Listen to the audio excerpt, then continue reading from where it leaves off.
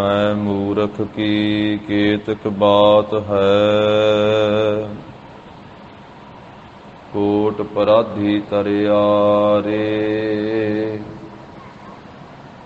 गुर नानक जिन सुनिया पेखिया,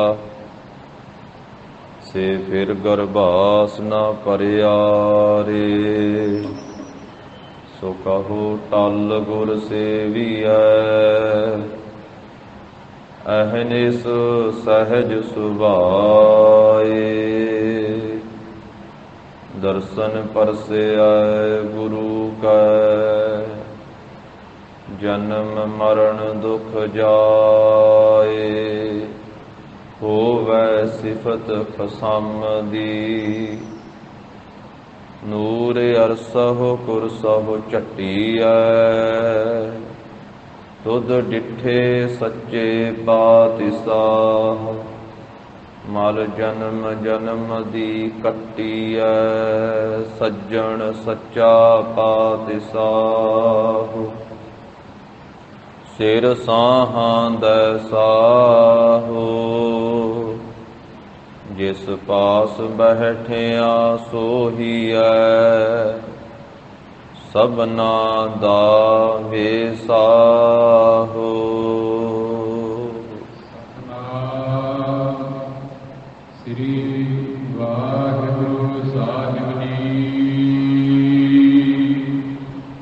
ਸ਼ਲੋਕ ਮਹੱਲਾ ਪਹਿਲਾ।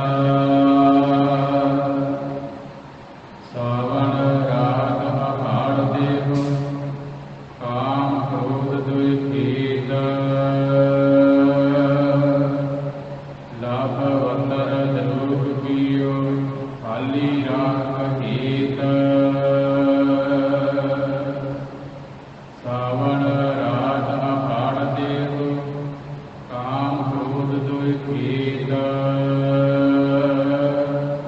ਲਾਭ ਵੰਦਰ ਦਰੋਗ ਕੀਓ, ਖਾਲੀ ਰਾਖ ਹੇਤ। ਹਾਲ ਵਿਚਾਰ ਵਿਕਾਰ ਮਨ, ਹੁਕਮੇ ਖੱਟੇ ਖਾਏ। ਨਾਨਕ ਲਿਖੈ ਮੰਗਿਐ, ਔਤ ਜਨਿੰਦਾ ਜਾਏ।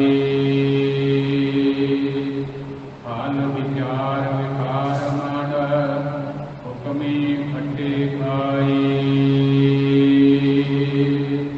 ਨਾਨਕ ਲਿਖੈ ਮੰਗਿਐ, ਔਤ ਜਨਿੰਦਾ ਜਾਏ।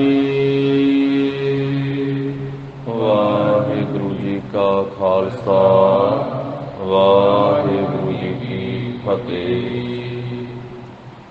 ਰਾਜਾਨ ਰਾਜ, ਖਾਨਾਨ ਖਾਨ, ਦੇਵਾਨ ਦੇਵ, ਹੁਕਮਾਂ ਮਹਾਨ। ਦਸਾਂ ਪਾਤਸ਼ਾਹੀਆਂ ਦੀ ਜੋਤ, ਜਾਹਰ ਜਹੂਰ, ਹਾਜ਼ਰ ਹਜੂਰ, ਸਰਬ ਕਲਾ ਭਰਪੂਰ। ਤਖਤ ਚੌਰ ਛਤਰ ਦੇ ਮਾਲਕ ਧੰਨ ਸ੍ਰੀ ਗੁਰੂ ਗ੍ਰੰਥ ਸਾਹਿਬ ਜੀ ਮਹਾਰਾਜ, ਸਤਿਗੁਰਾਂ ਦੀ ਅਪਰੰਪਾਰ ਕਿਰਪਾ ਰਹਿਮਤ ਦਾ ਸਦਕਾ ਜਗਤ ਗੁਰੂ ਜਾਹਰ ਪੀਰ ਜਗਤ ਗੁਰ ਬਾਬਾ ਧੰਨ ਧੰਨ ਸ੍ਰੀ ਗੁਰੂ ਨਾਨਕ ਦੇਵ ਸਾਹਿਬ ਜੀ ਮਹਾਰਾਜ, ਸਤਿਗੁਰਾਂ ਦੇ ਪਾਵਨ ਪਵਿੱਤਰ ਅਸਥਾਨ ਸੱਚਖੰਡ ਦਰਬਾਰ ਗੁਰਦੁਆਰਾ ਸ੍ਰੀ ਬੇਰ ਸਾਹਿਬ ਜੀ ਵਿਖੇ ਅੰਮ੍ਰਿਤ ਵੇਲੇ ਤੋਂ ਸਜੇ ਹੋਏ ਸੁੰਦਰ ਦੀਵਾਨ, ਪੰਜ ਬਾਣੀਆਂ ਦਾ ਨਿਤਨੇਮ ਔਰ ਆਸਾ ਕੀ ਵਾਰ ਦਾ ਸੰਪੂਰਨ ਕੀਰਤਨ ਸਤਿਗੁਰਾਂ ਦੀ ਪਾਵਨ ਪਵਿੱਤਰ ਹਜ਼ੂਰੀ ਅੰਦਰ ਹੋਇਆ ਹੈ। ਗੁਰੂ ਮਹਾਰਾਜ ਸਾਹਿਬ ਜੀ ਨੇ ਆਪਣੇ ਅੰਮ੍ਰਿਤਮਈ ਦਰਸ਼ਨ ਬਖਸ਼ਿਸ਼ ਕੀਤੇ। ਸਤ ਸੰਗਤ ਦਾ ਅਮੋਲਕ ਸੁਭਾਗਾ ਸਮਾਂ ਸਤਿਗੁਰਾਂ ਦੀ ਕਿਰਪਾ ਦ੍ਰਿਸ਼ਟੀ ਦਾ ਸਦਕਾ ਪ੍ਰਾਪਤ ਹੋ ਰਿਹਾ ਹੈ। ਧੰਨ ਸੋ ਵੇਲਾ ਘੜੀ ਧੰਨ, ਧੰਨ ਮੂਰਤ ਫਲ ਸਾਰ, ਧੰਨ ਸੋ ਦਿਨਸ ਸੰਜੋਗੜਾ, ਜਿਤ ਡਿਠਾ ਗੁਰ ਦਰਸਾਰ। ਧੰਨ ਸੋ ਵੇਲਾ ਜਿਤ ਦਰਸ਼ਨ ਕਰਨਾ, ਹੋ ਬਲਿਹਾਰੀ ਸਤਿਗੁਰ ਚਰਨਾ। ਲੜੀਵਾਰ ਰੂਪ ਵਿੱਚ ਮਹਾਰਾਜ ਸਾਹਿਬ ਜੀ ਰਾਮਕਲੀ ਰਾਗ ਦੀ ਪਹਿਲੀ ਵਾਰ ਦੁਆਰਾ ਪਵਿੱਤਰ ਉਪਦੇਸ਼ ਬਖਸ਼ਿਸ਼ ਕਰ ਰਹੇ ਹਨ। ਅੱਜ ਦਾ ਪਾਵਨ ਉਪਦੇਸ਼ ਮਹਾਰਾਜ ਸਾਹਿਬ ਜੀ ਜੋ 17ਵੀਂ ਪੌੜੀ ਦੇ ਨਾਲ ਗੁਰੂ ਸਾਹਿਬ ਜੀ ਨੇ ਪਾਵਨ ਸ਼ਲੋਕ ਅੰਕਿਤ ਕੀਤੇ ਹਨ। ਜਿਵੇਂ ਗਰੀਬ ਨਵਾਜ਼ ਸਤਿਗੁਰੂ ਜੀ ਬਖਸ਼ਿਸ਼ ਕਰਦੇ ਹਨ। ਇਹ ਪਹਿਲੇ ਸ਼ਲੋਕ ਦੇ ਅੰਦਰ ਮਹਾਰਾਜ ਸਾਹਿਬ ਜੀ ਨੇ ਜੋ ਜੀਵ ਅਗਿਆਨ ਵਾਲੀ ਖੇਤੀ ਕਰਦੇ ਹਨ ਉਸ ਦਾ ਜ਼ਿਕਰ ਕੀਤਾ। ਅਗਿਆਨਤਾ ਦੀ ਖੇਤੀ ਜੋ ਮਨਮੁਖਾਂ ਦੀ ਖੇਤੀ ਹੈ ਉਹ ਸਤਿਗੁਰੂ ਗਰੀਬ ਨਵਾਜ਼ ਸਾਹਿਬ ਜੀ ਨੇ ਪਹਿਲੇ ਸ਼ਲੋਕ ਦੇ ਵਿੱਚ ਇਸ ਦਾ ਜ਼ਿਕਰ ਕੀਤਾ ਹੈ। ਅਗਲੇ ਸ਼ਲੋਕ ਦੇ ਵਿੱਚ ਜੋ ਗਿਆਨ ਵਾਲੀ ਖੇਤੀ ਹੈ, ਗੁਰਮੁਖਾਂ ਦੀ ਖੇਤੀ ਹੈ, ਸਤਿਗੁਰੂ ਜੀ ਨੇ ਉਸ ਦਾ ਇਹ ਪ੍ਰਕਾਰ ਵਰਣਨ ਕੀਤਾ ਹੈ। ਤੋ ਗੁਰਮੁਖਾਂ ਦੀ ਖੇਤੀ ਕੈਸੀ ਹੈ, ਮਨਮੁਖਾਂ ਦੀ ਖੇਤੀ ਕੈਸੀ ਹੈ, ਇਹ ਧੰਨ ਸ੍ਰੀ ਗੁਰੂ ਨਾਨਕ ਦੇਵ ਸਾਹਿਬ ਮਹਾਰਾਜ ਜੀ ਨੇ ਅੱਜ ਦੇ ਪਵਿੱਤਰ ਬਚਨਾਂ ਦੇ ਵਿੱਚ ਸਾਧ ਸੰਗਤ ਜੀ ਇਹ ਉਪਦੇਸ਼ ਬਖਸ਼ਿਆ। ਜਿਵੇਂ ਬਾਹਰੀ ਤੌਰ ਤੇ ਖੇਤੀ ਕੀਤੀ ਜਾਂਦੀ ਹੈ, ਫਸਲ ਬੀਜੀ ਜਾਂਦੀ ਹੈ, ਇਸੇ ਤਰ੍ਹਾਂ ਮਹਾਰਾਜ ਸਾਹਿਬ ਜੀ ਨੇ ਇਹਨਾਂ ਪਾਵਨ ਬਚਨਾਂ ਦੇ ਰਾਹੀਂ ਅੰਦਰਲੀ ਖੇਤੀ ਦਾ ਜ਼ਿਕਰ ਕੀਤਾ। ਜੋ ਜੀਵ ਨੇ ਆਪਣੇ ਇਸ ਸਰੀਰ ਦੇ ਅੰਦਰ ਖੇਤੀ ਕਰਨੀ ਹੈ, ਹਿਰਦੇ ਦੇ ਅੰਦਰ ਜੋ ਫਸਲ ਬੀਜਣੀ ਹੈ। ਜਿਵੇਂ ਸਾਧ ਸੰਗਤ ਜੀ ਬਾਹਰਲੀ ਖੇਤੀ ਹੈ ਉਹਦੇ ਵਿੱਚ ਵੀ ਜ਼ਮੀਨ ਦੇ ਵਿੱਚ ਜੀਵ ਜੋ ਬੀਜਦਾ ਹੈ ਉਹੋ ਹੀ ਪ੍ਰਾਪਤ ਕਰਦਾ। ਜਿਵੇਂ ਹੁਣ ਸਾਉਣੀ ਬੀਜੀ ਜਾ ਰਹੀ ਹੈ, ਇਹ ਝੋਨਾ ਬੀਜਿਆ ਜਾ ਰਿਹਾ ਹੈ, ਹੋਰ ਤਰ੍ਹਾਂ ਤਰ੍ਹਾਂ ਦੀਆਂ ਫਸਲਾਂ ਬੀਜੀਆਂ ਜਾ ਰਹੀਆਂ ਹਨ। ਇਹ ਸਾਉਣੀ ਦੀ ਫਸਲ ਹੈ ਜਿਸ ਦੇ ਵਿੱਚ ਇਹ ਸਾਵਣ ਦਾ ਮਹੀਨਾ ਜੋ ਚੱਲ ਰਿਹਾ ਹੈ ਇਸ ਨੂੰ ਇਹ ਸਾਉਣੀ ਦੀ ਫਸਲ ਕਹਿ ਦਿੰਦੇ ਹਨ। ਔਰ ਇਸੇ ਤਰ੍ਹਾਂ ਇਹਦੇ ਤੋਂ ਪਹਿਲਾਂ ਜਿਹੜੀ ਕਣਕ ਆਦਿਕ ਫਸਲ ਹੈ ਉਹਨੂੰ ਹਾੜੀ ਕਹਿ ਦਿੰਦੇ। ਦੋ ਫਸਲਾਂ, ਇਹ ਦੋ ਪੱਖ ਸਾਉਣੀ ਅਤੇ ਹਾੜੀ। ਤੇ ਜਿਸ ਤਰ੍ਹਾਂ ਦਾ ਕੋਈ ਬੀਜ ਬੀਜਦਾ ਹੈ, ਜਿਸ ਤਰ੍ਹਾਂ ਦੀ ਕੋਈ ਫਸਲ ਬੀਜਦਾ ਹੈ ਜ਼ਿਮੀਂਦਾਰ ਹਾੜੀ ਦੇ ਵਿੱਚ ਜਾਂ ਸਾਉਣੀ ਦੇ ਵਿੱਚ, ਤੇ ਉਹੋ ਜਿਹੀ ਉਹਨੂੰ ਉਹ ਫਸਲ ਫਿਰ ਵੱਢਣੀ ਪੈਂਦੀ। ਜੋ ਉਹਨੇ ਬੀਜਿਆ ਉਹੀ ਵੱਢਦਾ। ਮਹਾਰਾਜ ਸਾਹਿਬ ਕਹਿੰਦੇ ਵੀ ਇਹ ਸਰੀਰ ਵੀ ਇੱਕ ਖੇਤ ਹੈ ਭਾਈ, ਇਹਦੇ ਵਿੱਚ ਜੀਵ ਜੋ ਬੀਜੇਗਾ ਉਹ ਇਹਨੂੰ ਵੱਢਣਾ ਪੈਂਦਾ ਹੈ। ਹਾਲੇ ਕਿ ਆ ਬਾਹਰਲੀ ਖੇਤੀ ਜਿਹੜੀ ਹੈ ਇਹਦੇ ਵਿੱਚ ਕੋਈ ਦੂਜਾ ਵੀ ਬੀਜ ਦਵੇ ਤੇ ਤੀਸਰਾ ਵੀ ਵੱਢ ਲਵੇ, ਕੋਈ ਬੀਜੇ ਤੇ ਕੋਈ ਵੱਢ ਸਕਦਾ ਹੈ। ਫਸਲ ਬੀਜੀ ਕਿਸੇ ਨੇ ਹੈ, ਪਰਿਵਾਰ ਦੇ ਕਿਸੇ ਮੈਂਬਰ ਨੇ, ਵੱਢਣ ਦੇ ਸਮੇਂ ਉਹ ਜੇ ਨਹੀਂ ਹਾਜ਼ਰ ਹੈ ਤੇ ਦੂਸਰਾ ਘਰ ਦਾ ਜੀ ਵੱਢ ਲੈਂਦਾ। ਸਾਰੇ ਸਰੀਰ ਰੂਪੀ ਖੇਤ ਦੇ ਵਿੱਚ ਜਿਸ ਨੇ ਕਰਮ ਕੀਤਾ ਹੈ, ਜਿਸ ਨੇ ਬੀਜ ਬੀਜਿਆ ਉਸੇ ਨੂੰ ਵੱਢਣਾ ਪੈਣਾ। ਇੱਥੇ ਦੂਸਰਾ ਨਹੀਂ ਵੱਢੇਗਾ, ਆਪੇ ਬੀਜ ਆਪੇ ਹੀ ਖਾਓ। ਫਿਰ ਜਿਹੜਾ ਬੀਜ ਬੀਜਿਆ ਗਿਆ ਉਹਨੇ ਫਲ ਜ਼ਰੂਰ ਦੇਣਾ। ਬੀਜ ਚੰਗਾ ਕਰਮ ਜਾਂ ਮਾੜਾ ਕਰਮ ਕਰਨ ਰੂਪੀ ਜਿਹੋ ਜਿਹਾ ਬੀਜ ਬੀਜਿਆ ਨਾ ਇਸ ਸਰੀਰ ਰੂਪੀ ਖੇਤੀ ਦੇ ਵਿੱਚ, ਉਹਨੇ ਦੁੱਖ ਜਾਂ ਸੁੱਖ ਰੂਪੀ ਫਲ ਜ਼ਰੂਰ ਦੇਣਾ। ਇਸ ਕਰਕੇ ਮਹਾਰਾਜ ਕਹਿੰਦੇ ਜਿਹੋ ਜਿਹਾ ਭਾਈ ਬੀਜ ਬੀਜਿਆ ਜਾਂਦਾ ਉਹ ਅੱਗੇ ਆ ਖਲੋਂਦਾ। ਵਾਰਾਂ ਦੇ ਵਧੀਕ ਵਿੱਚ ਮਹਾਰਾਜ ਸਾਹਿਬ ਜੀ ਦਾ ਬਚਨ ਆਉਂਦਾ ਹੈ, ਖੇਤ ਸਰੀਰ ਜੋ ਬੀਜੀਐ, ਖੇਤ ਸਰੀਰ ਜੋ ਬੀਜੀਐ, ਖੇਤ ਸਰੀਰ ਜੋ ਬੀਜੀਐ, ਖੇਤ ਸਰੀਰ ਜੋ ਬੀਜੀਐ, ਖੇਤ ਸਰੀਰ ਜੋ ਬੀਜੀਐ, ਖੇਤ ਸਰੀਰ ਜੋ ਬੀਜੀਐ, ਖੇਤ ਸਰੀਰ ਜੋ ਬੀਜੀਐ, ਖੇਤ ਸਰੀਰ ਜੋ ਬੀਜੀਐ, ਸੋ ਅੰਤ ਖਲੋਆ ਆਏ, ਸੋ ਅੰਤ ਖਲੋਆ ਆਏ, ਅੰਤ ਖਲੋਆ ਆਏ, ਸੋ ਅੰਤ ਖਲੋਆ ਆਏ। ਮਹਾਰਾਜ ਕਹਿੰਦੇ ਸਰੀਰ ਭਾਈ ਇੱਕ ਖੇਤ ਹੈ, ਇੱਕ ਜ਼ਮੀਨ ਹੈ, ਇਹਦੇ ਵਿੱਚ ਜੋ ਬੀਜ ਬੀਜਾਂਗੇ ਉਹਨੇ ਅੱਗੇ ਆ ਖਲੋਣਾ ਅੰਤਰ। ਉਹਦਾ ਫਲ ਸੁੱਖ ਜਾਂ ਦੁੱਖ ਮਿਲਣਾ ਹੈ। ਦੱਦੈ ਦੋਸ ਨਾ ਦੇਉ ਕਿਸੈ, ਦੋਸ ਕਰਮਾ ਆਪਣਿਆ, ਜੋ ਮੈਂ ਕੀਆ ਸੋ ਮੈਂ ਪਾਇਆ, ਦੋਸ ਨਾ ਦੀਜੈ ਅਵਰਜਨਾ। ਆਸਾ ਕੀ ਵਾਰ ਦਾ ਕੀਰਤਨ ਹੋਇਆ ਹੈ। ਆਸਾ ਕੀ ਵਾਰ ਦੇ ਵਿੱਚ ਮਹਾਰਾਜ ਸਾਹਿਬ ਜੀ ਨੇ ਆਖਿਆ ਵੀ ਇਨਸਾਨ ਬੀਜਦਾ ਜ਼ਹਿਰ ਹੈ ਤੇ ਮੰਗਦਾ ਅੰਮ੍ਰਿਤ ਹੈ। ਪਰ ਇਹਨੂੰ ਇੰਨਾ ਤੇ ਪਤਾ ਹੋਣਾ ਚਾਹੀਦਾ ਵੀ ਜਿਹੜਾ ਬੀਜ ਮੈਂ ਬੀਜਿਆ ਵਾ, ਫਸਲ ਤੇ ਉਹੀ ਲੱਗਣੀ ਉੱਤੇ ਜਿਹੜਾ ਥੱਲੇ ਬੀਜ ਪਾਇਆ।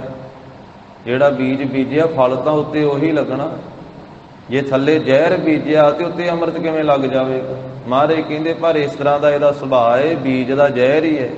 ਭਾਵ ਕੰਮ ਮਾੜੇ ਕਰਦਾ, ਕਰਤੂਤਾਂ ਮਾੜੀਆਂ ਕਰਦਾ, ਪਰ ਚਾਹੁੰਦਾ ਮੈਨੂੰ ਅੰਮ੍ਰਿਤ ਮਿਲ ਜਾਵੇ, ਸੁੱਖ ਮਿਲ ਜਾਵੇ, ਪ੍ਰਭੂ ਦੀ ਪ੍ਰਾਪਤੀ ਹੋ ਜਾਵੇ। ਕੰਮ ਸਾਰੇ ਵਿਛੜਨ ਵਾਲੇ ਕਰਦਾ, ਕਰਮ ਸਾਰੇ ਵਿਛੋੜੇ ਵਾਲੇ ਕਰਦਾ ਹੈ, ਪਰ ਚਾਹੁੰਦਾ ਮਿਲਾਪ ਹੈ।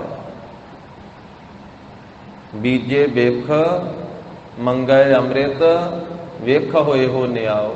ਸਤਿਗੁਰੂ ਕਹਿੰਦੇ ਵੇਖੋ ਇਹਦਾ ਇਹ ਨਿਆਂ ਚੰਗਾ ਵੀ ਜ਼ਹਿਰ ਬੀਜ ਬੀਜ ਕੇ ਤੇ ਅੰਮ੍ਰਿਤ ਮੰਗੀ ਜਾਂਦਾ। ਬਾਬਾ ਸੇਖ ਫਰੀਦ ਸਾਹਿਬ ਜੀ ਨੇ ਆਖਿਆ ਕਿ ਕਿੱਕਰਾਂ ਬੀਜਦਾ ਹੈ ਤੇ ਦਾਖਾਂ ਲੋੜਦਾ ਹੈ। ਇਹ ਜੱਟ, ਇਹ ਜ਼ਿਮੀਂਦਾਰ ਲੋੜਦਾ ਤੇ ਦਾਖਾਂ ਹੈ, ਅੰਗੂਰ ਚਾਹੁੰਦਾ ਹੈ, ਪਰ ਬੀਜਦਾ ਕਿੱਕਰਾਂ ਹੈ। ਹੁਣ ਕਿੱਕਰਾਂ ਬੀਜੀਆਂ ਤੇ ਕੰਡੇ ਹੀ ਪ੍ਰਾਪਤ ਹੋਣਗੇ। ਉੱਨ ਕੱਤਦਾ ਹੈ ਭੇਡ ਦੀ, ਪਰ ਚਾਹੁੰਦਾ ਹੈ ਕਿ ਮੈਂ ਰੇਸ਼ਮ ਪਾ ਲਵਾਂ, ਰੇਸ਼ਮ ਪ੍ਰਾਪਤ ਹੋ ਜਾਵੇ। ਮਹਾਰਾਜ ਕਹਿੰਦੇ ਵੀ ਜੇ ਤੂੰ ਉੱਨ ਕੱਤਦਾ ਹੈ ਤੇ ਫਿਰ ਉੱਨ ਹੀ ਮਿਲਣੀ ਹੈ, ਰੇਸ਼ਮ ਪਾਉਣ ਵਾਸਤੇ ਤੈਨੂੰ ਰੇਸ਼ਮ ਕੱਤਣਾ ਪਵੇਗਾ। ਭਾਵ ਜਿਹੋ ਜਿਹਾ ਕਰਮ ਕਰਦਾ ਹੈ, ਜਿਹੋ ਜਿਹਾ ਬੀਜ ਬੀਜਦਾ ਹੈ, ਉਹੋ ਜਿਹੀ ਫਸਲ ਪ੍ਰਾਪਤ ਹੋਣੀ ਆ। ਫਰੀਦਾ ਲੋੜੈ ਦਾਖ ਬਿਜੌਰੀਆਂ, ਕਿੱਕਰ ਬੀਜੈ ਜੱਟ, ਹੰਡੈ ਉੱਨ ਕਤਾਏ ਦਾ, ਪੈਦਾ ਲੋੜੈ ਪੱਟ। ਤਾਂ ਸਤਿਗੁਰੂ ਜੀ ਬਾਹਰਲੀ ਖੇਤੀ ਦਾ ਜ਼ਿਕਰ ਕਰਦਿਆਂ ਹੋਇਆਂ ਅੰਦਰਲੀ ਖੇਤੀ ਦੱਸਦੇ ਆ ਵੀ ਜੀਵ ਇਸ ਤਰ੍ਹਾਂ ਦੀ ਅੰਦਰਲੀ ਖੇਤੀ ਕਰਦੇ। ਪਹਿਲਾਂ ਅਗਿਆਨ ਵਾਲੀ ਖੇਤੀ ਦੁਆਰਾ ਉਪਦੇਸ਼ ਬਖਸ਼ਦੇ ਵੀ ਮਨਮੁਖਾਂ ਦੀ ਖੇਤੀ ਕਿਹੋ ਜਿਹੀ ਹੈ, ਫਿਰ ਗੁਰਮੁਖਾਂ ਦੀ ਖੇਤੀ ਦਾ ਅੱਗੇ ਦੱਸਣਗੇ। ਤੋ ਸਤਿਗੁਰੂ ਗਰੀਬ ਨਿਵਾਜ ਸਾਹਿਬ ਜੀ ਜਿਵੇਂ ਬਖਸ਼ਿਸ਼ ਕਰਦੇ, ਸ਼ਰਧਾ ਭਾਵਨਾ ਸਹਿਤ ਸਰਵਣ ਕਰੀਏ ਜੀ। ਸਤਿਨਾਮ ਸ੍ਰੀ ਵਾਹਿਗੁਰੂ ਸਾਹਿਬ ਜੀ। ਸ਼ਲੋਕ ਮਹੱਲਾ ਪਹਿਲਾ। ਪਹਿਲੇ ਪਾਤਸ਼ਾਹ ਜਗਤ ਗੁਰੂ ਧੰਨ ਧੰਨ ਸ੍ਰੀ ਗੁਰੂ ਨਾਨਕ ਦੇਵ ਸਾਹਿਬ ਜੀ ਮਹਾਰਾਜ ਸ੍ਰੀ ਕਰਤਾਰਪੁਰ ਸਾਹਿਬ ਦੇ ਵਿੱਚ ਸੋਭਾ ਪਾ ਰਹੇ ਹਨ, ਜਿੱਥੇ ਮਹਾਰਾਜ ਸਾਹਿਬ ਜੀ ਨੇ ਆਪ ਵੀ ਖੇਤੀ ਕੀਤੀ ਹੈ, ਆਪ ਵੀ ਬਲਦਾਂ ਦੇ ਨਾਲ ਹਲ ਵਾਹਿਆ। ਤਾਂ ਮਹਾਰਾਜ ਸਾਹਿਬ ਜੀ ਧਰਮਸ਼ਾਲਾ ਦੇ ਵਿੱਚ ਸੰਗਤਾਂ ਨੂੰ ਦਰਸ਼ਨ ਦੇ ਰਹੇ, ਤੇ ਹੁਣ ਇਹ ਖੇਤੀ ਦੇ ਫਸਲ ਦੇ ਪ੍ਰਕਰਨ ਦੁਆਰਾ ਹੀ ਮਹਾਰਾਜ ਸਾਹਿਬ ਜੀ ਉਪਦੇਸ਼ ਬਖਸ਼ਿਸ਼ ਕਰ ਰਹੇ ਹਨ। ਸੰਗਤਾਂ ਸਤਿਗੁਰੂ ਜੀ ਦੇ ਦਰਸ਼ਨ ਕਰ ਰਹੀਆਂ। ਮਹਾਰਾਜ ਸਾਹਿਬ ਜੀ ਫਰਮਾਉਂਦੇ ਹਨ, ਸਾਵਣ ਰਾਤ ਆਹਾੜ ਦੇਹੁ। ਮਹਾਰਾਜ ਕਹਿੰਦੇ ਭਾਈ ਦੋ ਪੱਖ ਹਨ, ਇੱਕ ਸੌਣੀ ਹੈ ਤੇ ਦੂਸਰੀ ਹਾੜੀ ਹੈ। ਤੇ ਜੀਵ ਇਹਨਾਂ ਸਾਰਿਆਂ ਜੀਵਾਂ ਦੇ ਕੋਲੇ ਜੋ ਸਾਵਣ ਰਾਤ, ਜਿਹੜੀ ਰਾਤ ਹੈ, ਇਹ ਜਾਣੋ ਕਿ ਸੌਣੀ ਦੀ ਤਰ੍ਹਾਂ ਹੈ। ਜੋ ਦਿਨ ਹੈ, ਇਹ ਜਾਣੋ ਹਾੜੀ ਦੀ ਤਰ੍ਹਾਂ। ਸਾਵਣ ਰਾਤ, ਇਹ ਰਾਤ ਸਾਵਣ ਦੀ ਤਰ੍ਹਾਂ, ਸੌਣੀ ਦੀ ਤਰ੍ਹਾਂ। ਆਹਾੜ ਦੇਹੋ, ਤੇ ਜਿਹੜਾ ਦਿਨ ਹੈ, ਇਹ ਜਾਣੋ ਹਾੜੀ ਦੀ ਫਸਲ ਦੀ ਤਰ੍ਹਾਂ ਹੈ। ਕਾਮ ਕ੍ਰੋਧ ਦੋਇ ਖੇਤ, ਇਹ ਦੋ ਖੇਤ ਹਨ ਜੀਵਾਂ ਦੇ ਕੋਲੇ। ਕਾਮ ਕ੍ਰੋਧ ਦੋਏ ਖੇਤ, ਉਹ ਦੋ ਖੇਤ ਵਾ, ਇੱਕ ਕਾਮ ਦਾ ਖੇਤ ਹੈ, ਦੂਸਰਾ ਕ੍ਰੋਧ ਦਾ ਖੇਤ ਹੈ। ਸਤਿਗੁਰੂ ਕਹਿੰਦੇ ਜਿਹੜੀ ਰਾਤ ਹੈ, ਇਹ ਸੌਣੀ ਦੀ ਤਰ੍ਹਾਂ ਹੈ। ਇਹ ਜੀਵਾਂ ਦੇ ਕੋਲੇ ਕਾਮ ਰੂਪੀ ਖੇਤ ਹੈ। ਜਾਣ ਵੀ ਜੀਵ ਵਿਕਾਰੀ ਇਹ ਰਾਤ ਰੂਪੀ ਸੌਣੀ ਦੇ ਵਿੱਚ ਕਾਮ ਦੇ ਵਿੱਚ ਗਲਤਾਨ ਹੋਇਆ ਰਹਿੰਦਾ। ਜਿਵੇਂ ਸੌਣ ਮਹੀਨੇ ਦੇ ਵਿੱਚ ਬਹੁਤਾ ਮੀਂਹ ਪੈਂਦਾ ਹੈ, ਝੜੀ ਲੱਗਦੀ ਹੈ, ਇਸ ਤਰ੍ਹਾਂ ਇਹ ਰਾਤ ਰੂਪੀ ਸੌਣੀ ਦੇ ਵਿੱਚ ਜੀਵ ਮੋਹ ਦੇ ਵਿੱਚ ਗਲਤਾਨ ਹੋਇਆ ਰਹਿੰਦਾ ਹੈ ਤੇ ਕਾਮ ਦੇ ਅਧੀਨ ਹੋਇਆ ਰਹਿੰਦਾ ਹੈ। ਰਾਤ ਆਪਣੀ ਕਾਮ ਦੇ ਵਿੱਚ ਬਤੀਤ ਕਰਦਾ ਹੈ ਤੇ ਦਿਨ ਕ੍ਰੋਧ ਰੂਪੀ ਖੇਤ ਦੇ ਵਿੱਚ ਇਹ ਹਾੜੀ ਰੂਪੀ ਜਿਹੜੀ ਫਸਲ ਹੈ, ਇਹ ਮਨਮੁਖ ਜੀਵ ਦੀ ਇਸ ਤਰ੍ਹਾਂ ਦਿਨ ਬਤੀਤ ਹੁੰਦਾ ਹੈ। ਆਹਾੜ ਦੇਹੋ, ਦਿਨ ਜਿਹੜਾ ਇਹ ਹਾੜੀ ਦੀ ਤਰ੍ਹਾਂ ਹੈ ਤੇ ਦਿਨ ਕ੍ਰੋਧ ਦੇ ਵਿੱਚ ਬਤੀਤ ਕਰਦਾ। ਇਹ ਦੋ ਖੇਤ ਜੀਵ ਬੀਜਦਾ, ਕਾਮ ਦਾ ਖੇਤ ਤੇ ਕ੍ਰੋਧ ਦਾ ਖੇਤ। ਰਾਤ ਸੌਣੀ ਹੈ, ਦਿਨ ਹਾੜੀ ਹੈ। ਰਾਤ ਕਾਮ ਦੇ ਅਧੀਨ ਹੋਇਆ ਰਹਿੰਦਾ ਹੈ, ਕਾਮ ਦੇ ਅਧੀਨ ਹੋਇਆ ਸਾਰੀ ਰਾਤ ਬਤੀਤ ਕਰਦਾ ਹੈ ਤੇ ਦਿਨ ਜਿਹੜਾ ਹੈ ਗੁੱਸੇ ਦੇ ਅਧੀਨ ਹੋ ਕਰਕੇ, ਕ੍ਰੋਧ ਦੇ ਅਧੀਨ ਹੋ ਕਰਕੇ ਦਿਨ ਬਤੀਤ ਕਰਦਾ ਹੈ। ਫਿਰ ਬੀਜ ਤਾਂ ਉਸ ਮੌਕੇ ਤੇ ਬੀਜਿਆ ਜਾਂਦਾ ਹੈ ਜਦੋਂ ਵੱਤਰ ਹੋਵੇ। ਜ਼ਿਮੀਂਦਾਰ ਜ਼ਮੀਨ ਨੂੰ ਪਹਿਲਾਂ ਪਾਣੀ ਲਾਉਂਦੇ ਆ, ਸਿੰਜਦੇ ਆ, ਫਿਰ ਜਿਸ ਵੇਲੇ ਉਹ ਪਾਣੀ ਸੁੱਕ ਜਾਂਦਾ ਹੈ ਤੇ ਫਿਰ ਮਿੱਟੀ ਗਿੱਲੀ ਵੱਤਰ ਦੀ ਰਹਿ ਜਾਂਦੀ ਹੈ। ਕਹਿੰਦੇ ਵੀ ਹੁਣ ਵੱਤਰ ਆ ਗਈ ਹੈ, ਪੈਲੀ ਜ਼ਮੀਨ ਵੱਤਰ ਆ ਗਈ, ਹੁਣ ਵਾਹ ਕੇ ਬੀਜ ਦਿੱਤਾ ਜਾਵੇ। ਸਤਿਗੁਰੂ ਕਹਿੰਦੇ ਵੀ ਇਹ ਮਨਮੁਖਾਂ ਦੀ ਖੇਤੀ ਦੇ ਵਿੱਚ ਵੱਤਰ ਕਿਹੜਾ ਹੈ? ਲੱਭ ਵੱਤਰ। ਜਿਹੜਾ ਲੱਭ ਕੀਤਾ ਜਾਂਦਾ ਹੈ ਖਾਣ ਦਾ, ਇਹ ਜਾਣੋ ਵੱਤਰ ਹੈ। ਖਾਣ ਦਾ ਲੱਭ। ਦਰੋਗ ਬੀਓ, ਤੇ ਜਿਹੜਾ ਝੂਠ ਬੋਲਦਾ ਹੈ ਪਦਾਰਥਾਂ ਨੂੰ ਪ੍ਰਾਪਤ ਕਰਨ ਵਾਸਤੇ, ਇਹ ਮਨਮੁਖ ਜੀਵ ਬੀਜ ਪਾਈ ਜਾਂਦਾ ਹੈ। ਮਨਮੁਖਾਂ ਵਾਲੀ ਇਹ ਖੇਤੀ ਹੈ। ਖਾਣ ਦਾ ਲਾਲਚ ਵੱਤਰ ਹੈ ਤੇ ਝੂਠ ਬੋਲਣਾ ਇਹ ਵਿੱਚ ਬੀਜ ਪਾਉਣਾ ਹੈ, ਬੀਜ ਪਾਉਂਦਾ ਹੈ। ਹਾਲੀ ਰਾਹ ਭੇਤ, ਤੇ ਹਾਲੀ ਇਹ ਹਲਵਾਉਣ ਵਾਲਾ ਬਣ ਰਿਹਾ ਹੈ। ਰਾਹ ਕੁਹੇਤ, ਇਹ ਕੋਝੇ ਹੇਤ ਵਾਲਾ, ਇਹ ਕੋਝੇ ਮੋਹ ਵਾਲਾ ਜਿਹੜਾ ਹੈ, ਇਹ ਰਾਹਕ ਜ਼ਿਮੀਂਦਾਰ ਬਣ ਰਿਹਾ ਹੈ। ਇਸ ਤਰ੍ਹਾਂ ਇਹ ਹਾਲੀ ਬਣ ਕਰਕੇ ਇਸ ਤਰ੍ਹਾਂ ਦੀ ਖੇਤੀ ਬੀਜ ਰਿਹਾ ਹੈ ਕਾਮ ਕ੍ਰੋਧ ਵਾਲੀ। ਹਲ ਵਿਚਾਰ ਵਿਕਾਰ ਮਾੜਾ, ਤੇ ਹਲ ਕਿਹੜਾ ਵਾਹੁੰਦਾ ਹੈ? ਜਿਹੜੀ ਹਰ ਵੇਲੇ ਭੈੜੀ ਵਿਚਾਰ ਕਰਦਾ ਰਹਿੰਦਾ ਹੈ, ਇਹ ਜੀਵ ਦਾ ਹਲ ਹੈ। ਇਹ ਮਨਮੁਖਤਾਈ ਦੀ ਖੇਤੀ ਵਿੱਚ, ਅਗਿਆਨ ਦੀ ਖੇਤੀ ਦੇ ਵਿੱਚ ਹਰ ਵੇਲੇ ਜਿਹੜੀਆਂ ਭੈੜੀਆਂ ਵਿਚਾਰਾਂ, ਭੈੜੇ ਫੁਰਨੇ ਚੱਲਦੇ ਰਹਿੰਦੇ ਹਨ, ਇਹੋ ਜਾਣੀ ਕਿ ਇਹਦੇ ਹਲ ਚੱਲਦਾ ਰਹਿੰਦਾ ਹੈ, ਹਲ ਵਗਦਾ ਹੈ। ਵਿਕਾਰ ਮਨ, ਤੇ ਜੋ ਵਿਕਾਰ ਭੋਗਦਾ ਹੈ ਇਹ ਮਨ, ਇਹ ਬੋਲ ਲਾਉਂਦਾ ਹੈ। ਇਹ ਵਿਕਾਰ ਭੋਗਣ ਰੂਪੀ ਇਹਨੇ ਬੋਲ ਲਾਇਆ ਹੈ। ਹੁਕਮੀ ਖੱਟੇ ਖਾਏ, ਮਹਾਰਾਜ ਸਾਹਿਬ ਕਹਿੰਦੇ ਵੀ ਇਸ ਤਰ੍ਹਾਂ ਇਹ ਹੁਕਮੀ ਪਰਮੇਸ਼ਰ ਵਾਹਿਗੁਰੂ ਜੀ ਦੇ ਹੁਕਮ ਦੇ ਵਿੱਚ, ਫਿਰ ਜਿਸ ਤਰ੍ਹਾਂ ਦੇ ਇਹਨੇ ਕਰਮ ਕੀਤੇ ਹੁੰਦੇ ਹਨ, ਉਹਦਾ ਫਲ ਪਰਮੇਸ਼ਰ ਵਾਹਿਗੁਰੂ ਜੀ ਇਹਨੂੰ ਦਿੰਦੇ ਹਨ। ਵਾਹਿਗੁਰੂ ਹੁਕਮੀ ਦੇ ਹੁਕਮ ਦੇ ਵਿੱਚ ਹੀ ਆਪਣਾ ਖੱਟਿਆ ਹੋਇਆ ਇਹਨੂੰ ਫਿਰ ਖਾਣਾ ਪੈਂਦਾ ਹੈ। ਜੋ ਇਹਨੇ ਖੱਟਿਆ ਹੈ ਨਾ ਉਹੀ ਖਾਂਦਾ ਹੈ ਫਿਰ, ਕਿਉਂਕਿ ਖਾਣਾ ਤੇ ਉਹੀ ਹੈ ਨਾ ਜੋ ਬੀਜਿਆ ਹੈ। ਜੋ ਖੱਟਿਆ ਉਹੀ ਖਾਣਾ ਹੈ, ਜੋ ਬੀਜਿਆ ਉਹੀ ਲੈਣਾ ਹੈ।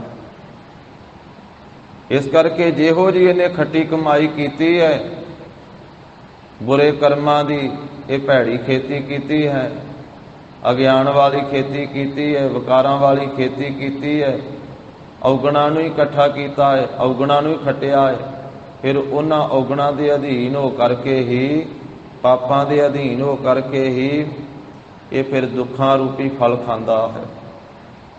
ਹੁਕਮੀ ਖੱਟੇ ਖਾਏ। ਵਾਹਿਗੁਰੂ ਹੁਕਮੀ, ਜੋ ਹੁਕਮ ਦਾ ਮਾਲਕ ਹੈ, ਉਹ ਇਸ ਜੀਵ ਦੇ ਕੀਤੇ ਹੋਏ ਕਰਮਾਂ ਦਾ ਫਲ ਭੁਗਤਾਉਂਦੇ ਹਨ। ਨਾਨਕ ਲੇਖੈ ਮੰਗਿਆ। ਮਹਾਰਾਜ ਕਹਿੰਦੇ ਦਰਗਾਹ ਦੇ ਵਿੱਚ ਜਿਸ ਵੇਲੇ ਜੀਵ ਜਾਂਦਾ ਹੈ ਨਾ, ਫਿਰ ਲੇਖਾ ਮੰਗਿਆ ਜਾਂਦਾ। ਉਸ ਮੌਕੇ ਤੇ ਹਿਸਾਬ ਕਿਤਾਬ ਹੁੰਦਾ ਹੈ। ਰੱਬ ਵਹੀ ਖਾਤਾ ਕੱਢ ਕੇ ਲੇਖਾ ਮੰਗਦਾ ਇਹਦੇ ਕੋਲ। ਤੇ ਫਿਰ ਜਦੋਂ ਇਹਦਾ ਲੇਖਾ ਹਿਸਾਬ ਕਿਤਾਬ ਹੁੰਦਾ ਹੈ, ਤੇ ਫਿਰ ਇੱਕ ਇੱਕ ਦਿਨ ਦਾ, ਇੱਕ ਇੱਕ ਰਾਤ ਦਾ ਲੇਖਾ ਹੁੰਦਾ। ਤੇ ਸਾਰੀਆਂ ਰਾਤਾਂ, ਸਾਰੇ ਦਿਨ ਜਿਹੜੇ ਹਨ ਉਹ ਔਗਣਾਂ ਵਾਲੇ ਲੇਖੇ ਨਾਲ ਹੀ ਭਰੇ ਹੁੰਦੇ। ਪਾਪਾਂ ਵਾਲਾ ਲੇਖਾ ਹੀ ਬਹੁਤਾ ਹੁੰਦਾ। ਇਸ ਕਰਕੇ ਫਿਰ ਪਰਮੇਸ਼ਰ ਵਾਹਿਗੁਰੂ ਜੀ ਉਹ ਕੀਤੀ ਦਾ ਫਲ ਭੁਗਤਾਉਂਦੇ ਆ ਵੀ ਤੈਨੂੰ ਮਨੁੱਖਾ ਜਨਮ ਦੇ ਕੇ ਭੇਜਿਆ ਸੀ, ਤੂੰ ਤੇ ਆ ਹੋਰ ਹੀ ਤਰ੍ਹਾਂ ਦੀ ਖੇਤੀ ਕਰਦਾ ਰਿਹਾ। ਤੂੰ ਤਾਂ ਕਾਮ ਕ੍ਰੋਧ ਵਾਲੀ, ਵਕਾਰਾਂ ਵਾਲੀ ਖੇਤੀ ਕਰਦਾ ਰਿਹਾ, ਝੂਠ ਬੋਲਣ ਵਾਲੀ ਖੇਤੀ ਕਰਦਾ ਰਿਹਾ, ਅਖਾਣ ਦੇ ਲਾਲਚ ਵਾਲੀ ਖੇਤੀ ਕਰਦਾ ਰਿਹਾ, ਭੈੜੀਆਂ ਵਿਚਾਰਾਂ ਤੇ ਵਿਕਾਰ ਹੀ ਭੋਗਦਾ ਰਿਹਾ, ਖੋਟੇ ਕਰਮ ਹੀ ਕਰਨ ਰੂਪੀ ਆ ਖੇਤੀ ਕਰਦਾ ਰਿਹਾ। ਇਹ ਤੇਰੀ ਅੰਦਰਲੀ ਖੇਤੀ ਹੈ। ਅੰਦਰਲੀ ਖੇਤੀ ਤੂੰ ਇਸ ਤਰ੍ਹਾਂ ਦੀ ਕਰਦਾ ਰਿਹਾ। ਫਿਰ ਲੇਖਾ ਮੰਗਿਆ ਜਾਂਦਾ ਹੈ। ਉੱਥੇ ਝੂਠਾ ਹੁੰਦਾ ਹੈ ਫਿਰ ਜੀ, ਕਿਉਂਕਿ ਉੱਥੇ ਸਾਰੇ ਪਰਦੇ ਚੁੱਕੇ ਜਾਂਦੇ, ਉੱਥੇ ਪ੍ਰਤੱਖ ਹੋ ਜਾਂਦਾ ਹੈ। ਨਾਨਕ ਜੀ ਉਪਾਏ ਕਹਿ ਲਿਖ ਨਾਵੇ ਧਰਮ ਬਹਾਲਿਆ, ਉਥੈ ਸੱਚੇ ਹੀ ਸੱਚ ਨਿਬੜੈ ਚੁਣ ਵਕ ਕੱਢੇ ਜੋ ਜਮਾਲਿਆ। ਥਾਉ ਨਾ ਪਾਇਨ ਕੂੜਿਆਰ ਮੋਹ ਕਾਲੈ ਦੋਜਕ ਚਾਲਿਆ। ਉੱਥੇ ਫਿਰ ਝੂਠੇ ਨੂੰ ਥਾਂ ਕੋਈ ਨਹੀਂ ਪ੍ਰਾਪਤ ਹੁੰਦਾ। ਮੂੰਹ ਕਾਲਾ ਕਰਕੇ ਦੋਜਕ ਨੂੰ ਤੋੜ ਦਿੱਤਾ ਜਾਂਦਾ। ਤੇਰੇ ਨਾਏ ਰਤੇ ਸੇ ਜਿਣ ਗਏ, ਹਾਰ ਗਏ ਸੇ ਠੱਗਣ ਵਾਲਿਆ। ਲਿਖ ਨਾਵੇ ਧਰਮ ਬਹਾਲਿਆ। ਜਿਹੜੇ ਨਾਮ ਨਾਲ ਜੁੜੇ ਉਹ ਜਿੱਤ ਗਏ ਜੀਵਨ ਦੀ ਬਾਜੀ, ਜਿਨ੍ਹਾਂ ਨੇ ਠੱਗੀਆਂ ਮਾਰੀਆਂ ਉੱਥੇ ਹਾਰ ਗਏ ਜਦੋਂ ਲੇਖਾ ਹੋਇਆ। ਕਿਉਂਕਿ ਮਹਾਰਾਜ ਕਹਿੰਦੇ ਉੱਥੇ ਬਿਠਾਇਆ ਹੋਇਆ ਹੈ ਧਰਮ ਰਾਜੇ ਨੂੰ ਵੀ ਹਿਸਾਬ ਕਿਤਾਬ ਕਰਨ ਵਾਸਤੇ। ਧਰਮ ਰਾਏ ਜਬ ਲੇਖਾ ਮੰਗੇ, ਕਿਆ ਮੁਖ ਲੈ ਕੇ ਜਾਹੇਗਾ। ਐਸੀ ਹਾਲਤ ਹੁੰਦੀ ਹੈ। ਲੇਖਾ ਰੱਬ ਮੰਗੇਸੀਆ, ਬੈਠਾ ਕੱਢ ਵਹੀ, ਤਲਬਾ ਪੌਸਨ ਆਕੀਆ, ਬਾਕੀ ਜਿਨ੍ਹਾਂ ਰਹੀ। ਜਿਨ੍ਹਾਂ ਦਾ ਬਕਾਇਆ ਰਹਿ ਗਿਆ, ਜਿਨ੍ਹਾਂ ਦਾ ਫਿਰ ਬਾਕੀ ਰਹਿ ਗਈ ਪਾਪਾਂ ਦੀ, ਉਹਨਾਂ ਨੂੰ ਆਵਾਜ਼ਾਂ ਪੈਂਦੀਆਂ, ਉਹਨਾਂ ਨੂੰ ਫਿਰ ਸਜ਼ਾ ਦਿੱਤੀ ਜਾਂਦੀ।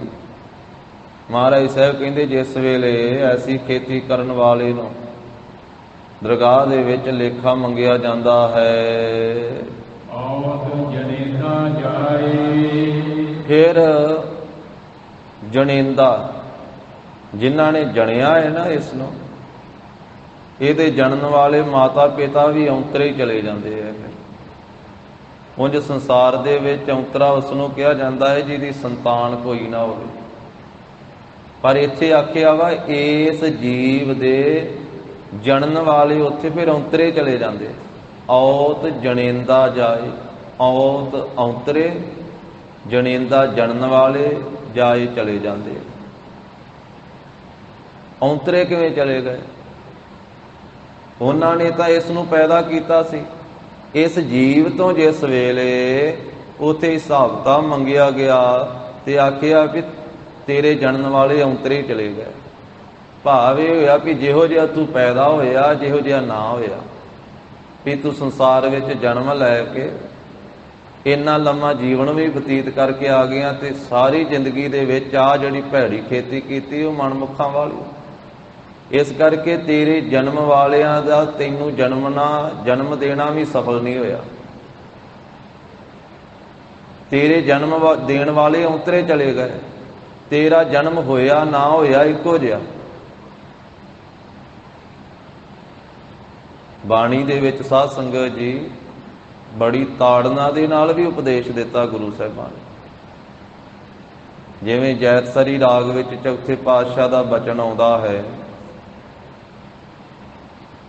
ਮਹਾਰਾਜ ਸਾਹਿਬ ਕਹਿੰਦੇ, ਜਿਨ ਹਰ ਹਿਰਦੈ ਨਾਮ ਨਾ ਬਸਿਓ ਤਿਨ ਮਾਤ ਕੀਜੈ ਹਰ ਬਾਂਝਾ, ਤਿਨ ਸੁਣੀ ਦੇਹ ਫਿਰੈ ਬਿਨ ਨਾਵੇ ਖਪ ਖਪ ਮੋਏ ਕਰਾਂਝਾ।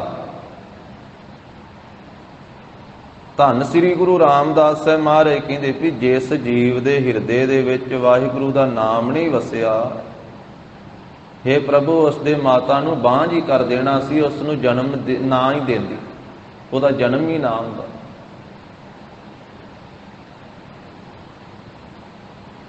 ਐਸਾ ਬਚਨ ਵੀ ਆਖਿਆ ਹੈ ਭਗਤ ਕਬੀਰ ਸਾਹਿਬ ਜੀ ਨੇ, ਜਿਹੇ ਕੁਲ ਪੂਤ ਨਾ ਗਿਆਨ ਵਿਚਾਰੀ, ਵਿਧਵਾ ਕਸ ਨਾ ਭਈ ਮਹਿਤਾਰੀ। ਵੇਖੋ ਕੈਸਾ ਉਲਾਮਾ ਦਿੱਤਾ। ਭਗਤ ਜੀ ਕਹਿੰਦੇ ਵੀ ਜਿਸ ਕੁਲ ਦੇ ਵਿੱਚ ਪੁੱਤਰ ਨੇ ਪ੍ਰਭੂ ਦਾ ਸਿਮਰਨ ਭਜਨ ਨਹੀਂ ਕੀਤਾ, ਵਾਹਿਗੁਰੂ ਦੇ ਗਿਆਨ ਦੀ ਵਿਚਾਰ ਨਹੀਂ ਕੀਤੀ, ਉਸ ਪੁੱਤਰ ਦੇ, ਉਸ ਬੱਚੇ ਬੱਚੀ ਦੇ ਜਨਮ ਦੇਣ ਤੋਂ ਪਹਿਲਾਂ ਉਹਦੀ ਮਾਤਾ ਵਿਧਵਾ ਕਿਉਂ ਨਾ ਹੋ ਗਈ। ਕਿੱਡੀ ਵੱਡੀ ਗੱਲ ਹੈ। ਸੰਸਾਰੀ ਤੌਰ ਤੇ ਕਿਸੇ ਨੂੰ ਇਹ ਗੱਲ ਕਹਿਣੀ, ਪਰ ਭਗਤਾਂ ਨੇ ਇਹ ਬਚਨ ਆਖਿਆ। ਉਹ ਕਹਿੰਦੇ ਜਿਹੇ ਕੁਲ ਪੂਤ ਨਾ ਗਿਆਨ ਵਿਚਾਰੀ, ਜਿਸ ਕੁਲ ਦੇ ਵਿੱਚ, ਜਿਸ ਪਰਿਵਾਰ ਦੇ ਵਿੱਚ ਪੁੱਤਰ ਨੇ ਪ੍ਰਭੂ ਦੇ ਗਿਆਨ ਦੀ ਵਿਚਾਰ ਨਹੀਂ ਕੀਤੀ, ਉਹਦਾ ਆਉਣਾ ਸਫਲਾ ਨਹੀਂ ਹੋਇਆ। ਉਹਦੇ ਜਨਮ ਤੋਂ ਪਹਿਲਾਂ ਉਹਦੀ ਮਾਤਾ ਵਿਧਵਾ ਹੋ ਜਾਂਦੀ ਤੇ ਉਹ ਜਨਮ ਨਾ ਹੀ ਲੈਂਦਾ ਤੇ ਚੰਗਾ ਸੀ। ਵਿਧਵਾ ਕਸ ਨਾ ਭਈ ਮਹਿਤਾਰੀ, ਮਹਿਤਾਰੀ ਕਹਿੰਦੇ ਮਾਤਾ। ਆਸਾ ਰਾਗ ਦੇ ਸ਼ੰਤਾਂ ਦੇ ਵਿੱਚ ਵੀ ਚੌਥੇ ਪਾਤਸ਼ਾਹ ਦਾ ਬਚਨ ਹੈ, ਜੋ ਆਸਾ ਕੀ ਵਾਰ ਦੇ ਵਿੱਚ ਵੀ ਹਰ ਰੋਜ਼ ਗੁਰੂ ਘਰ ਦੇ ਕੀਰਤਨੀਏ ਸੁਣਾਉਂਦੇ। ਮਹਾਰਾਜ ਕਹਿੰਦੇ ਜਿਨ੍ਹਾਂ ਨੇ ਪ੍ਰਭੂ ਦੇ ਨਾਮ ਨੂੰ ਨਹੀਂ ਚੇਤੇ ਕੀਤਾ, ਉਹ ਸੰਸਾਰ ਵਿੱਚ ਆਏ ਕੀ ਕਰਨ ਵਾਸਤੇ ਆ, ਹੋਰ ਕੀ ਕਰਨਾ ਸੀ ਇੱਥੇ ਆ ਕੇ। ਕਿ ਕਿਹੜਾ ਕੰਮ ਖਲੋਤਾ ਸੀ ਉਹਨਾਂ ਦੇ ਆਉਣ ਤੋਂ ਬਿਨਾਂ ਜਿਹੜਾ ਨਹੀਂ ਸੀ ਹੋਣਾ ਇੱਥੇ ਸੰਸਾਰ 'ਚ। ਗਰੀਬ ਨਵਾਜ ਕਹਿੰਦੇ ਜੇ ਮਨੁੱਖਾ ਜਨਮ ਮਿਲਿਆ ਤੇ ਨਾਮ ਜਪਣ ਵਾਸਤੇ ਹੀ ਮਿਲਿਆ ਏ। ਆਇਓ ਸੁਨਨ ਪੜਨ ਕਉ ਬਾਣੀ, ਨਾਮ ਵਿਸਾਰ ਲੱਗਹਿ ਅਨ ਲਾਲਚ ਬਿਰਥਾ ਜਨਮ ਪ੍ਰਾਣੀ। ਚੌਥੇ ਪਾਤਸ਼ਾਹ ਦੇ ਬੋਲ ਹਨ, ਜਿਨੀ ਐਸਾ ਹਰ ਨਾਮ ਨਾ ਚੇਤਿਓ, ਸੇ ਕਾਹੇ ਜਗ ਆਏ RAM ਰਾਜੇ।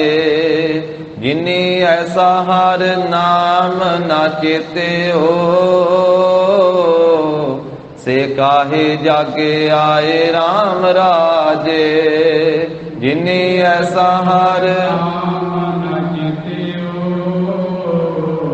ਸੇ ਕਾਹੇ ਜਗ ਆਏ RAM ਰਾਜੇ। ਜਿਨੀ ਐਸਾ ਹਰ ਨਾਮ ਨਾ ਚੇਤਿਓ, ਸੇ ਕਾਹੇ ਜਗ ਆਏ RAM ਰਾਜੇ। ਇਹੋ ਮਾਨਸ ਜਨਮ ਦੁਲੰਭ ਹੈ, ਨਾਮ ਬਿਨਾ ਬਿਰਥਾ ਸਭ ਜਾਏ। ਸਤਿਗੁਰੂ ਕਹਿੰਦੇ ਮਨੁੱਖਾ ਜਨਮ ਹੈ ਤੇ ਦੁਰਲੱਭ, ਪਰ ਨਾਮ ਜਪਣ ਨਾਲ ਹੀ ਇਹ ਸਫਲ ਹੁੰਦਾ ਹੈ। ਨਾਮ ਤੋਂ ਬਿਨਾਂ ਇਹ ਸਾਰਾ ਹੀ ਨਿਸਫਲ ਚਲੇ ਜਾਂਦਾ। ਹੁਣ ਵੱਤੈ ਹਰ ਨਾਮ ਨਾ ਬੀਜਿਓ, ਅੱਗੇ ਭੁੱਖਾ ਕਿਆ ਖਾਏ। ਇਹ ਮਨੁੱਖਾ ਜਨਮ ਪ੍ਰਾਪਤ ਹੋਇਆ, ਇਹ ਵੱਤਰ ਮਿਲਿਆ ਨਾਮ ਦਾ ਬੀਜ ਬੀਜਣ ਦਾ। ਜੇ ਹੁਣ ਨਾਮ ਦਾ ਬੀਜ ਨਾ ਬੀਜਿਆ, ਨਾਮ ਨਾ ਜਪਿਆ, ਤੇ ਅੱਗੇ ਫਿਰ ਇਹ ਭੁੱਖਾ ਕੀ ਖਾਵੇਗਾ।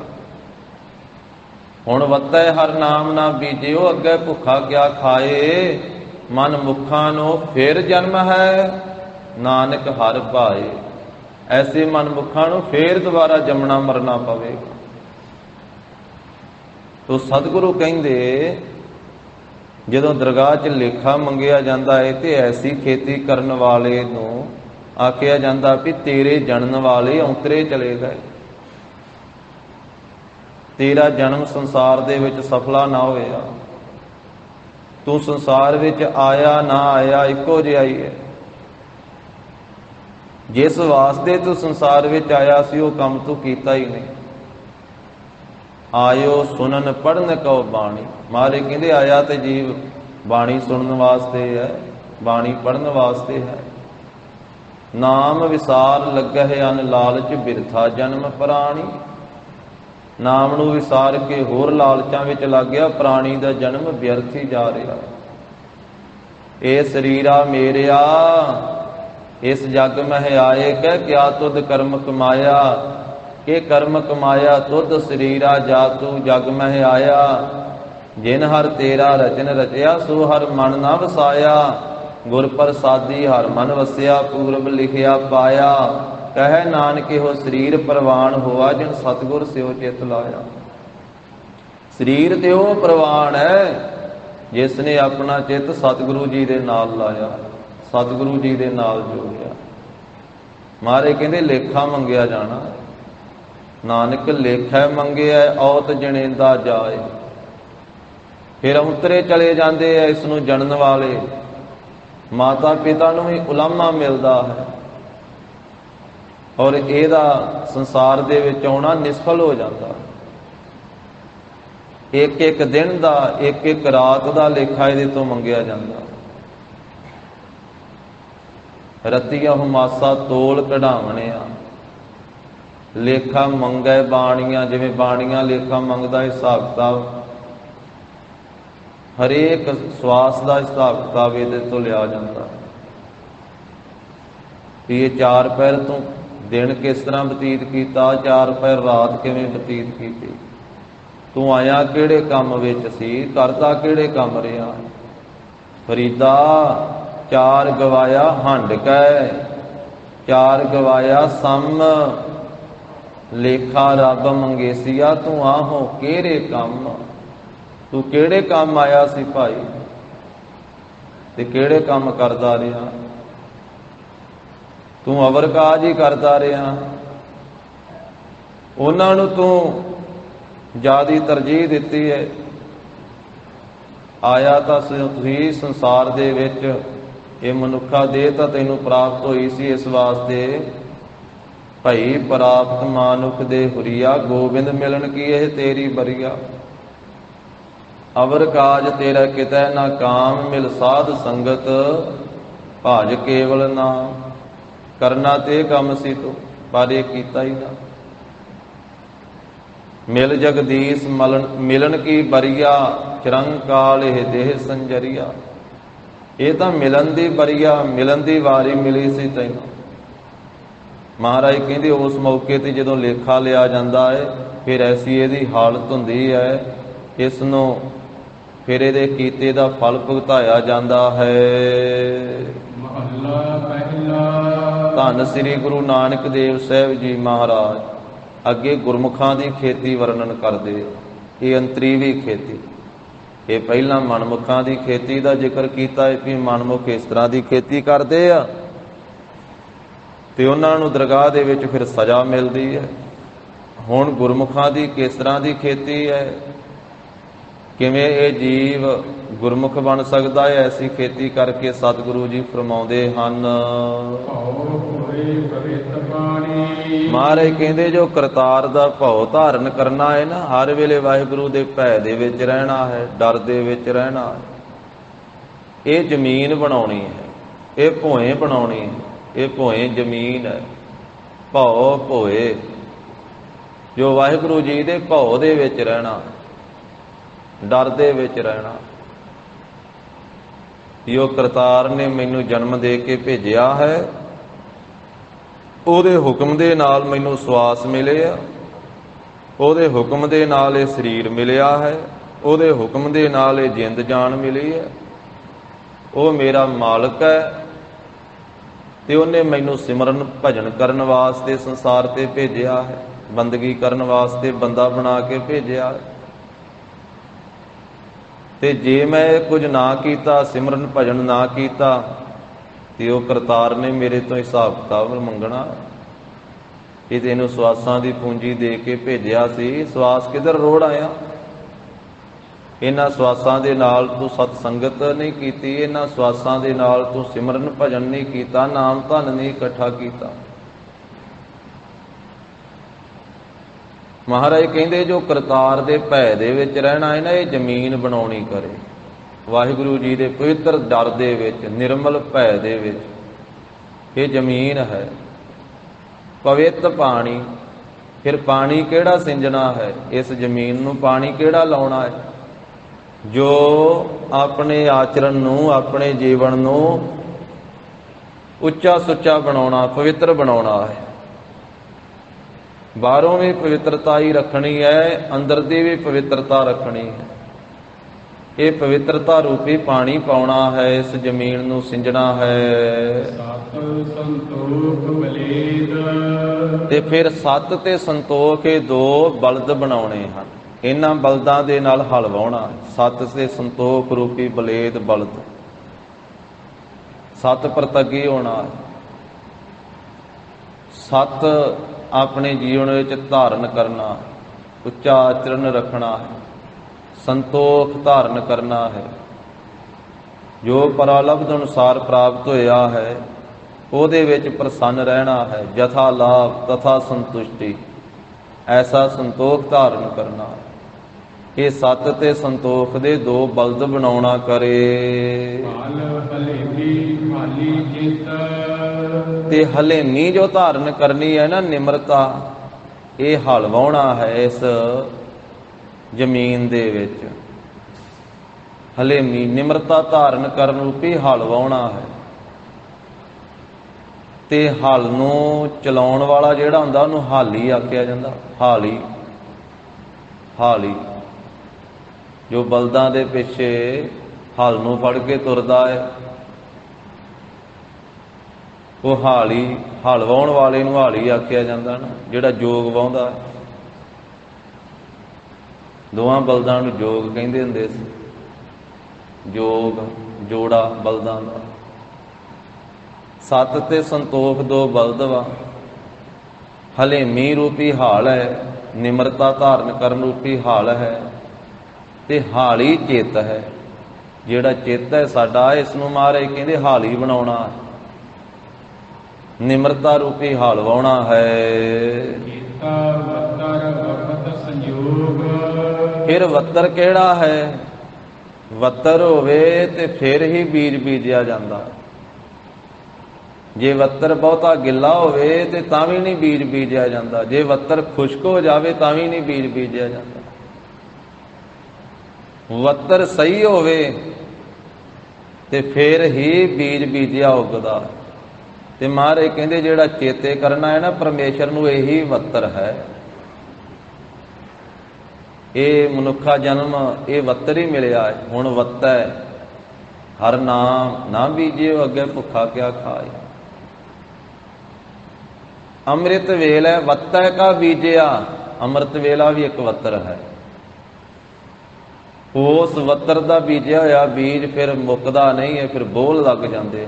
ਅੰਮ੍ਰਿਤ ਵੇਲ ਹੈ, ਵੱਤੈ ਕਾ ਬੀਜਿਆ, ਭਗਤ ਖਾਏ ਖਰਚ ਰਹੇ, ਨਿਖੁੱਟੈ ਨਾਹੀ। ਚੇਤਾ ਵੱਤਰ, ਜੋ ਵਾਹਿਗੁਰੂ ਨੂੰ ਚੇਤੇ ਕਰਨਾ ਹੈ ਆਪਣੇ ਚਿੱਤ ਦੇ ਅੰਦਰ, ਸਤਿਗੁਰੂ ਕਹਿੰਦੇ ਵੀ ਇਹ ਵੱਤਰ ਹੈ। ਇਹ ਭਾਈ ਮਨੁੱਖਾ ਜਨਮ ਵਿੱਚ ਵਾਹਿਗੁਰੂ ਨੂੰ ਚੇਤੇ ਕਰਨ ਦਾ ਇਹ ਵੱਤਰ ਹੈ। ਹੋਣੀ ਵੱਤਰ ਹੈ। ਇਹ ਚੇਤੇ ਕਰਨ ਰੂਪੀ ਬੀਜ ਬੀਜਣਾ ਕਰੋ। ਪਰਮੇਸ਼ਰ ਦਾ ਨਾਮ ਚੇਤੇ ਕਰੋ, ਇਹ ਵੱਤਰ ਦਾ ਬੀਜ ਹੈ। ਹੁਣ ਇਹ ਰੁੱਤ ਹੈ ਨਾਮ ਦੇ ਬੀਜ ਬੀਜਣ ਦੀ। ਅਬ ਕਲੂ ਆਇਓ ਰੇ, ਇੱਕ ਨਾਮ ਬੋਵਹੁ ਬੋਵਹੁ, ਅਨਰੂਤ ਨਾਹੀ ਨਾਹੀ, ਮਤ ਭਰਮ ਭੂਲਹੁ ਭੂਲਹੁ। ਇਹ ਮਨੁੱਖਾ ਜਨਮ ਰੂਪੀ ਇਹ ਰੁੱਤ ਪ੍ਰਾਪਤ ਹੋਈ ਹੈ। ਇਹ ਵੱਤਰ ਹੈ ਹੁਣ ਨਾਮ ਦਾ ਬੀਜ ਬੀਜਣ ਦਾ। ਵੱਤਰ, ਚੇਤਾ ਵੱਤਰ, ਚੇਤੇ ਕਰਨਾ ਪਰਮੇਸ਼ਰ ਵਾਹਿਗੁਰੂ ਨੂੰ, ਇਹ ਵੱਤਰ ਹੈ।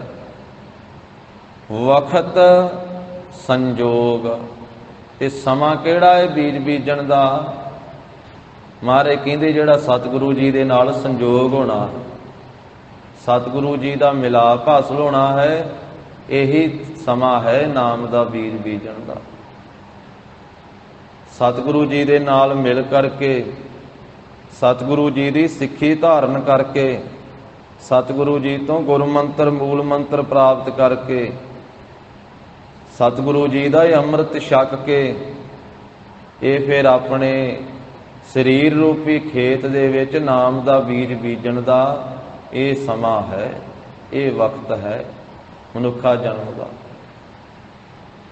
ਤੇ ਹੁਣ ਹੀ ਬੀਜ ਬੀਜਿਆ ਜਾ ਸਕਦਾ ਹੈ। ਸਮਾਂ ਲੰਘਦਾ ਜਾਂਦਾ, ਬੱਤਰ ਖੁਸ਼ਕ ਨਾ ਹੋ ਜਾਵੇ। ਚੇਤਨਾ ਹੈ ਤਾਂ ਚੇਤ ਲੈ, ਨਿਸ ਦਿਨ ਮੈਂ ਪ੍ਰਾਨੀ। ਦਿਨੇ ਰਾਤ ਵਿੱਚ ਭਾਈ ਚੇਤੇ ਕਰ ਲੈ। ਜਦੋਂ ਵੱਤਰ ਹੋਵੇ ਨਾ, ਜ਼ਿਮੀਂਦਾਰ ਕਹਿੰਦੇ ਹੁਣ ਛੇਤੀ ਛੇਤੀ ਫਸਲ ਬੀਜ ਦਈਏ, ਨਹੀਂ ਤੇ ਵੱਤਰ ਖੁਸ਼ਕ ਨਾ ਹੋ ਜਾਵੇ, ਵੱਤਰ ਲੰਘ ਨਾ ਜਾਵੇ, ਫਿਰ ਦੁਬਾਰਾ ਸਿੰਜਣੀ ਪਵੇ। ਮਹਾਰਾਜ ਕਹਿੰਦੇ ਹੁਣ ਵੱਤਰ ਭਾਈ ਮਿਲਿਆ ਪਿਆ। ਚੇਤਨਾ ਹੈ ਤਾਂ ਚੇਤ ਲੈ, ਚੇਤਨਾ ਹੈ ਤਾਂ ਚੇਤ ਲੈ, ਚੇਤਨਾ ਹੈ ਤਾਂ ਚੇਤ ਲੈ, ਚੇਤਨਾ ਹੈ ਤਾਂ ਚੇਤ ਲੈ। ਨਿਸ ਦਿਨ ਮੈਂ ਪ੍ਰਾਨੀ, ਨਿਸ ਦਿਨ ਮੈਂ ਪ੍ਰਾਨੀ, ਨਿਸ ਦਿਨ ਮੈਂ ਪ੍ਰਾਨੀ, ਨਿਸ ਦਿਨ ਮੈਂ ਪ੍ਰਾਨੀ। ਛਿਨ ਛਿਨ ਔਦ ਬਿਹਾਤ ਹੈ, ਛਿਨ ਛਿਨ ਔਦ ਬਿਹਾਤ ਹੈ, ਛਿਨ ਛਿਨ ਔਦ ਬਿਹਾਤ ਹੈ, ਛਿਨ ਛਿਨ ਔਦ ਬਿਹਾਤ ਹੈ। ਫੂਟੈ ਘਟ ਜਿਉ ਪਾਨੀ, ਫੂਟੈ ਘਟ ਜਿਉ ਪਾਨੀ, ਘਟ ਜਿਉ ਪਾਨੀ, ਫੂਟੇ ਘਟ ਜਿਉ ਪਾਨੀ। ਹਰ ਗੁਣ ਕਾਹੇ ਨਾ ਗਾਵਹਿ, ਹਰ ਗੁਣ ਕਾਹੇ ਨਾ ਗਾਵਹਿ, ਗੁਣ ਕਾਹੇ ਨਾ ਗਾਵਹਿ, ਹਰ ਗੁਣ ਕਾਹੇ ਨਾ ਗਾਵਹਿ। ਮੂਰਖ ਅਗਿਆਨਾ, ਹਰ ਗੁਣ ਕਾਹੇ ਨਾ ਗਾਵਹਿ, ਮੂਰਖ ਅਗਿਆਨਾ। ਝੂਠੇ ਲਾਲਚ ਲਾਗ ਕੇ ਨਹਿ ਮਰਨ ਪਛਾਨਾ। ਅਜਹੁ ਕਛ ਬਿਗੜਿਓ ਨਹੀਂ, ਜੋ ਪ੍ਰਭ ਗੁਣ ਗਾਵੈ, ਕਹੋ ਨਾਨਕ ਤਿਹ ਭਜਨ ਤੇ ਨਿਰਭੈ ਪਦ ਪਾਵੈ। ਮਹਾਰਾਜ ਕਹਿੰਦੇ ਹਾਲੇ ਵੀ ਕੁਝ ਨਹੀਂ ਵਿਗੜਿਆ ਭਾਈ। ਜਿਹੜਾ ਸਮਾਂ ਲੰਘ ਗਿਆ ਉਹ ਲੰਘ ਗਿਆ, ਜਿਹੜਾ ਰਹਿੰਦਾ ਹੈ ਉਹਦੇ ਵਿੱਚ ਸਿਮਰਨ ਕਰ, ਉਹਦੇ ਵਿੱਚ ਇਹ ਵੱਤਰ ਨੂੰ ਸੰਭਾਲ। ਵੱਤਰ ਹੈ ਹਾਲੇ ਤੇਰੇ ਕੋਲ। ਚੇਤਾ ਵੱਤਰ ਵਕਤ ਸੰਜੋਗ, ਜੋ ਸਤਿਗੁਰੂ ਜੀ ਦੇ ਨਾਲ ਸੰਜੋਗ ਮਿਲਾਪ ਹੋਣਾ ਹੈ, ਇਹ ਨਾਮ ਦਾ ਬੀਜ ਬੀਜਣ ਦਾ ਵਕਤ ਹੈ, ਸਮਾਂ ਹੈ। ਨਾਉ ਬੀਜ ਬਖਸ਼ੀਸ ਗੋਬਲ, ਤੇ ਜੋ ਨਾਮ ਜਪਣਾ ਹੈ, ਇਹ ਨਾਮ ਦਾ ਬੀਜ ਬੀਜਣਾ ਹੈ। ਤੇ ਜੋ ਗੁਰੂ ਸਾਹਿਬ ਜੀ ਦੀ ਬਖਸ਼ਿਸ਼ ਹੋਣੀ ਹੈ, ਗੁਰੂ ਕੀ ਕਿਰਪਾ ਨਾਲ, ਗੁਰੂ ਕੀ ਬਖਸ਼ੀਸ਼ ਦੇ ਨਾਲ ਫਿਰ ਬੋਲ ਲੱਗਣਾ। ਇੱਕ ਬੀਜ ਬੀਜ ਗਏ ਤੇ ਕਿੰਨੇ ਬੀਜ ਉਸ ਨੂੰ ਫਲ ਲੱਗਦਾ। ਥੋੜਾ ਜਿਹਾ ਬੀਜ ਬੀਜਿਆ ਜਾਂਦਾ ਤੇ ਕਿੰਨੇ ਕੁਇੰਟਲ ਜਿਹੜੇ ਹਨ ਉਹ ਫਿਰ ਦਾਣਿਆਂ ਦਾ ਝਾੜ ਝੜਦਾ ਹੈ, ਇੱਕ ਕਿੱਲੇ ਵਿੱਚੋਂ, ਇੱਕ ਏਕੜ ਦੇ ਵਿੱਚੋਂ। ਇਸ ਕਰਕੇ ਮਹਾਰਾਜ ਕਹਿੰਦੇ ਨਾਮ ਦਾ ਬੀਜ ਜਦੋਂ ਬੀਜਿਆ ਜਾਂਦਾ, ਗੁਰੂ ਸਾਹਿਬ ਜੀ ਦੀ ਬਖਸ਼ਿਸ਼ ਹੁੰਦੀ ਹੈ, ਫਿਰ ਬਖਸ਼ਿਸ਼ ਦਾ ਬੋਲ ਲੱਗਦਾ ਹੈ। ਦੁਨੀਆ ਸਗਲ ਦਰੋਗ, ਫਿਰ ਬਖਸ਼ਿਸ਼ ਇਹ ਵੀ ਹੁੰਦੀ ਹੈ ਕਿ ਇਹ ਦੁਨੀਆ ਸਗਲ ਸਾਰੀ ਜੋ ਹੈ ਨਾ, ਇਹ ਦਰੋਗ, ਇਹ ਨਾਸਵਾਨ, ਇਹ ਵੀ ਸਮਝ ਪੈਂਦੀ ਹੈ। ਫਿਰ ਨਾਸਵਾਨ ਦੁਨੀਆ ਤੋਂ ਸੁਰਤ ਉੱਪਰ ਉੱਠ ਕਰਕੇ ਸੱਚ ਨਾਲ ਜੁੜਦੀ ਹੈ ਕਿ ਇਹ ਦਿਸਣ ਵਾਲਾ ਸੰਸਾਰ ਦ੍ਰਿਸ਼ਟਮਾਨ ਹੈ, ਸਗਲ ਮਥੇਨਾ, ਇਹ ਤਾਂ ਮਿਥਿਆ ਹੈ ਸਾਰਾ, ਇਹ ਨਾਸ ਹੋ ਜਾਣ ਵਾਲਾ, ਇਹ ਵੀ ਸਮਝ ਪੈਂਦੀ ਹੈ ਫਿਰ ਗੁਰੂ ਕੀ ਬਖਸ਼ਿਸ਼ ਦੇ ਨਾਲ। ਮੇਰਾ ਸਰੀਰ ਵੀ ਨਾਸਵਾਨ ਹੈ, ਇਹ ਵੀ ਕੁਝ ਸਮੇਂ ਵਾਸਤੇ ਮੈਨੂੰ ਮਿਲਿਆ ਹੋਇਆ, ਇਹ ਸਮਝ ਪੈਂਦੀ ਹੈ। ਮਿਥਿਆ ਤਨ, ਧਨ, ਕੁਟੰਬ, ਸਬਾਇਆ, ਮਿਥਿਆ ਹਉਮੈ, ਮਮਤਾ, ਮਾਇਆ, ਮਿਥਿਆ ਰਾਜ, ਜੋਬਨ, ਧਨ, ਮਾਲ, ਮਿਥਿਆ ਕਾਮ, ਕ੍ਰੋਧ, ਵਿਕਰਾਲ। ਦ੍ਰਿਸ਼ਟਮਾਨ ਹੈ ਸਗਲ ਮਥੇਨਾ। ਕਿ ਜੋ ਵੀ ਕੁਝ ਦਿਸ ਰਿਹਾ ਇਹ ਨਾਸ ਹੋ ਜਾਣ ਵਾਲਾ ਹੈ। ਕੂੜ ਰਾਜਾ ਕੂੜ ਪਰਜਾ, ਕੂੜ ਸਭ ਸੰਸਾਰ, ਕੂੜ ਮੰਡਪ ਕੂੜ ਮਾੜੀ, ਕੂੜ ਬੈਸਣਹਾਰ। ਇਹ ਮ੍ਰਿਤ ਮੰਡਲ ਹੈ। ਮ੍ਰਿਤ ਮੰਡਲ ਜਗ ਸਾਜਿਆ, ਜਿਉ ਬਾਲੂ ਘਰ ਬਾਰ, ਬਿਨਸਤ ਬਾਰ ਨਾ ਲਾਗਈ, ਜਿਉ ਕਾਗਦ ਬੂੰਦਾਰ। ਸੁਣ ਮੇਰੀ ਮਨਸਾ ਮਨੈ ਮਾਹੇ, ਸਤ ਦੇਖ ਵਿਚਾਰ, ਸਿੱਧ ਸਾਧਕ ਗਿਰਹੀ ਜੋਗੀ, ਤਾਜ ਗਏ ਘਰ ਬਾਰ। ਇਹ ਐਸਾ ਹੈ ਸੰਸਾਰ। ਫਿਰ ਇਹ ਪਤਾ ਲੱਗਦਾ ਹੈ ਵੀ ਇਹ ਜਿੰਨਾ ਸੰਸਾਰ ਹੈ, ਜਿੰਨੀ ਦੁਨੀਆ ਹੈ, ਇਹ ਦਰੋਗ ਹੈ, ਛਲ ਰੂਪ ਹੈ। ਇਹ ਤਾਂ ਨਾਸਵਾਨ ਹੈ, ਖਤਮ ਹੋ ਜਾਣ ਵਾਲੀ ਹੈ। ਨਾਨਕ ਨਦਰੀ ਕਰਮ ਹੋਏ। ਮਹਾਰਾਜ ਕਹਿੰਦੇ ਫਿਰ ਨਦਰੀ, ਉਹ ਨਦਰ ਕਰਨ ਵਾਲੇ ਦੀ ਜਿਸ ਵੇਲੇ ਕਰਮ ਬਖਸ਼ਿਸ਼ ਹੁੰਦੀ ਹੈ ਪ੍ਰਭੂ ਦੀ, ਜਾਵਹਿ ਸਗਲ ਵਿਯੋਗ। ਫਿਰ ਸਾਰਾ ਵਿਜੋਗ ਦੂਰ ਹੋ ਜਾਂਦਾ ਹੈ। ਵਿਜੋਗ ਸਾਰੇ ਵਿਛੋੜਾ ਦੂਰ ਹੋ ਜਾਂਦਾ ਹੈ। ਵਿਛੋੜੇ ਦੇ ਦੁੱਖ ਸਾਰੇ ਨਿਵਰਤ ਹੋ ਜਾਂਦੇ ਆ। ਵਿਛੋੜੇ ਦੇ ਦੁੱਖ ਚਲੇ ਜਾਂਦੇ। ਕਿਉਂਕਿ ਜਦੋਂ ਜ਼ਿਮੀਂਦਾਰ ਦੀ ਫਸਲ ਹੋ ਜਾਵੇ ਨਾ, ਵਧੀਆ ਸਮਾਂ ਲੱਗ ਜਾਵੇ, ਝਾੜ ਪੂਰਾ ਝੜ ਜਾਵੇ, ਫਿਰ ਆੜਤੀਏ ਦਾ ਕਰਜ਼ਾ ਵੀ ਲੈ ਜਾਂਦਾ ਹੈ, ਸ਼ਾਹੂਕਾਰਾਂ ਦਾ ਵੀ ਲੈਣਾ ਦੇਣਾ ਦਿੱਤਾ ਜਾਂਦਾ ਹੈ, ਤੇ ਫਿਰ ਸਾਰਾ ਜਿਹੜਾ ਲੇਖਾ ਜੋਖਾ ਸੀ ਉਹ ਪੂਰਾ ਹੋ ਜਾਂਦਾ। ਇਸੇ ਤਰ੍ਹਾਂ ਮਹਾਰਾਜ ਕਹਿੰਦੇ ਜਿਸ ਵੇਲੇ ਇਹ ਨਾਮ ਦਾ ਬੀਜ ਬੀਜਿਆ, ਗੁਰੂ ਕੀ ਬਖਸ਼ਿਸ਼ ਦਾ ਫਿਰ ਬੋਲ ਲੱਗਾ, ਤੇ ਫਿਰ ਸਾਰੇ ਵਿਛੋੜੇ ਦਾ ਜਿਹੜਾ ਦੁੱਖ ਸੀ ਨਾ, ਇਹ ਵਿਛੜਿਆ ਹੋਇਆ ਸੀ ਪਰਮੇਸ਼ਰ ਵਾਹਿਗੁਰੂ ਜੀ ਦੇ ਨਾਲੋਂ। ਕਈਆਂ ਜਨਮਾਂ ਦਾ, ਕਈ ਜਨਮ ਭੈ ਕੀਟ ਪਤੰਗਾ, ਕਈ ਜਨਮ ਗਜ ਮੀਨ ਕੁਰੰਗਾ, ਕਈ ਜਨਮ ਪੰਖੀ ਸਰਪ ਹੋਇਓ, ਕਈ ਜਨਮ ਹੈਵਰ ਬ੍ਰਿਖ ਜੋਇਓ, ਮਿਲ ਜਗਦੀਸ਼ ਮਿਲਣ ਕੀ ਬਰੀਆ, ਕਿਰੰਗ ਕਾਲ ਇਹ ਦੇਹ ਸੰਜਰੀਆ। ਕਿਰ ਕਾਲ ਪਿੱਛੋਂ ਇਹਨੂੰ ਮਨੁੱਖਾ ਦੇਹ ਪ੍ਰਾਪਤ ਹੋਈ ਸੀ। ਇਹਦੇ ਵਿੱਚ ਇਸ ਨੇ ਫਿਰ ਇਹ ਸ਼ੁਭ ਗੁਣਾਂ ਦੀ ਖੇਤੀ ਕੀਤੀ, ਨਾਮ ਦਾ ਬੀਜ ਬੀਜਿਆ, ਗੁਰੂ ਸਾਹਿਬ ਜੀ ਦੇ ਨਾਲ ਮਿਲਾਪ ਇਹਦਾ ਹੋਇਆ। ਫਿਰ ਜਿਸ ਵੇਲੇ ਬੋਲ ਲੱਗ ਗਿਆ ਨਾ ਗੁਰੂ ਕੀ ਬਖਸ਼ਿਸ਼ ਦਾ, ਗੁਰੂ ਕੀ ਕਿਰਪਾ ਦਾ, ਵਾਹਿਗੁਰੂ ਦੀ ਨਜ਼ਰ ਹੋ ਗਈ, ਫਿਰ ਸਾਰਾ ਹੀ ਵਿਛੋੜੇ ਦਾ ਦੁੱਖ ਦੂਰ ਹੋ ਗਿਆ। ਕਿਉਂਕਿ ਫਿਰ ਨਾਮ ਧਨ ਇਸ ਨੂੰ ਪ੍ਰਾਪਤ ਹੋ ਗਿਆ, ਬੋਲ ਲੱਗ ਗਏ, ਫਿਰ ਸਾਰਾ ਹੀ ਵਿਛੋੜਾ ਦੂਰ ਹੋ ਗਿਆ, ਫਿਰ ਆਨੰਦ ਪ੍ਰਾਪਤ ਹੋ ਗਿਆ। ਪੌੜੀ ਦੇ ਵਿੱਚ ਤੀਜੇ ਪਾਤਸ਼ਾਹ ਧੰਨ ਸ੍ਰੀ ਗੁਰੂ ਅਮਰਦਾਸ ਸਾਹਿਬ ਮਹਾਰਾਜ ਬਖਸ਼ਿਸ਼ ਕਰਦੇ ਹਨ। ਮਨਮੁਖ ਮੋਹ ਗੁਬਾਰ ਹੈ। ਗਰੀਬ ਨਵਾਜ ਕਹਿੰਦੇ ਵੀ ਮਨਮੁਖ ਦੇ ਅੰਦਰ ਮੋਹ ਦਾ ਗੁਬਾਰ ਹੈ। ਜੋ ਮੋਹ ਦੇ ਵਿੱਚ ਗੁਲਤਾਨ ਰਹਿੰਦਾ ਹੈ ਮਨਮੁਖ, ਇਹ ਗਾੜਾ ਹਨੇਰਾ ਹੈ ਮਨਮੁਖ ਜੀਵ ਦੇ ਅੰਦਰ, ਮਨ ਮਰਜ਼ੀ ਕਰਨ ਵਾਲੇ ਦੇ ਵਿੱਚ। ਦੂਜੈ ਭਾਏ ਬੋਲੇ। ਉਹ ਪਰਮੇਸ਼ਰ ਦਾ ਪ੍ਰੇਮ ਛੱਡ ਕਰਕੇ ਮਨਮੁਖ ਦੁਐਤ ਭਾਵ ਦੇ ਬੋਲ ਹੀ ਬੋਲਦਾ ਰਹਿੰਦਾ। ਈਰਖਾ ਦੇ, ਨਫ਼ਰਤ ਦੇ, ਨਿੰਦਿਆ ਦੇ, ਚੁਗਲੀ ਦੇ, ਐਸੇ ਬੋਲ ਹੀ ਮਨਮੁਖ ਬੋਲਦਾ ਹੈ। ਕਿਉਂਕਿ ਮਨਮੁਖ ਮਨ ਮਰਜ਼ੀ ਕਰਦਾ ਹੈ, ਗੁਰੂ ਕੀ ਮਰਜ਼ੀ ਤੋਂ ਬਾਹਰਾ ਹੋ ਕੇ ਚੱਲਦਾ ਹੈ, ਗੁਰੂ ਕੀ ਆਗਿਆ ਤੋਂ ਬਾਹਰਾ ਹੋ ਕੇ ਚੱਲਦਾ ਹੈ। ਮਨ ਦੀ ਮਰਜ਼ੀ ਕਰਨ ਵਾਲਾ ਮਨਮੁਖ ਹੈ।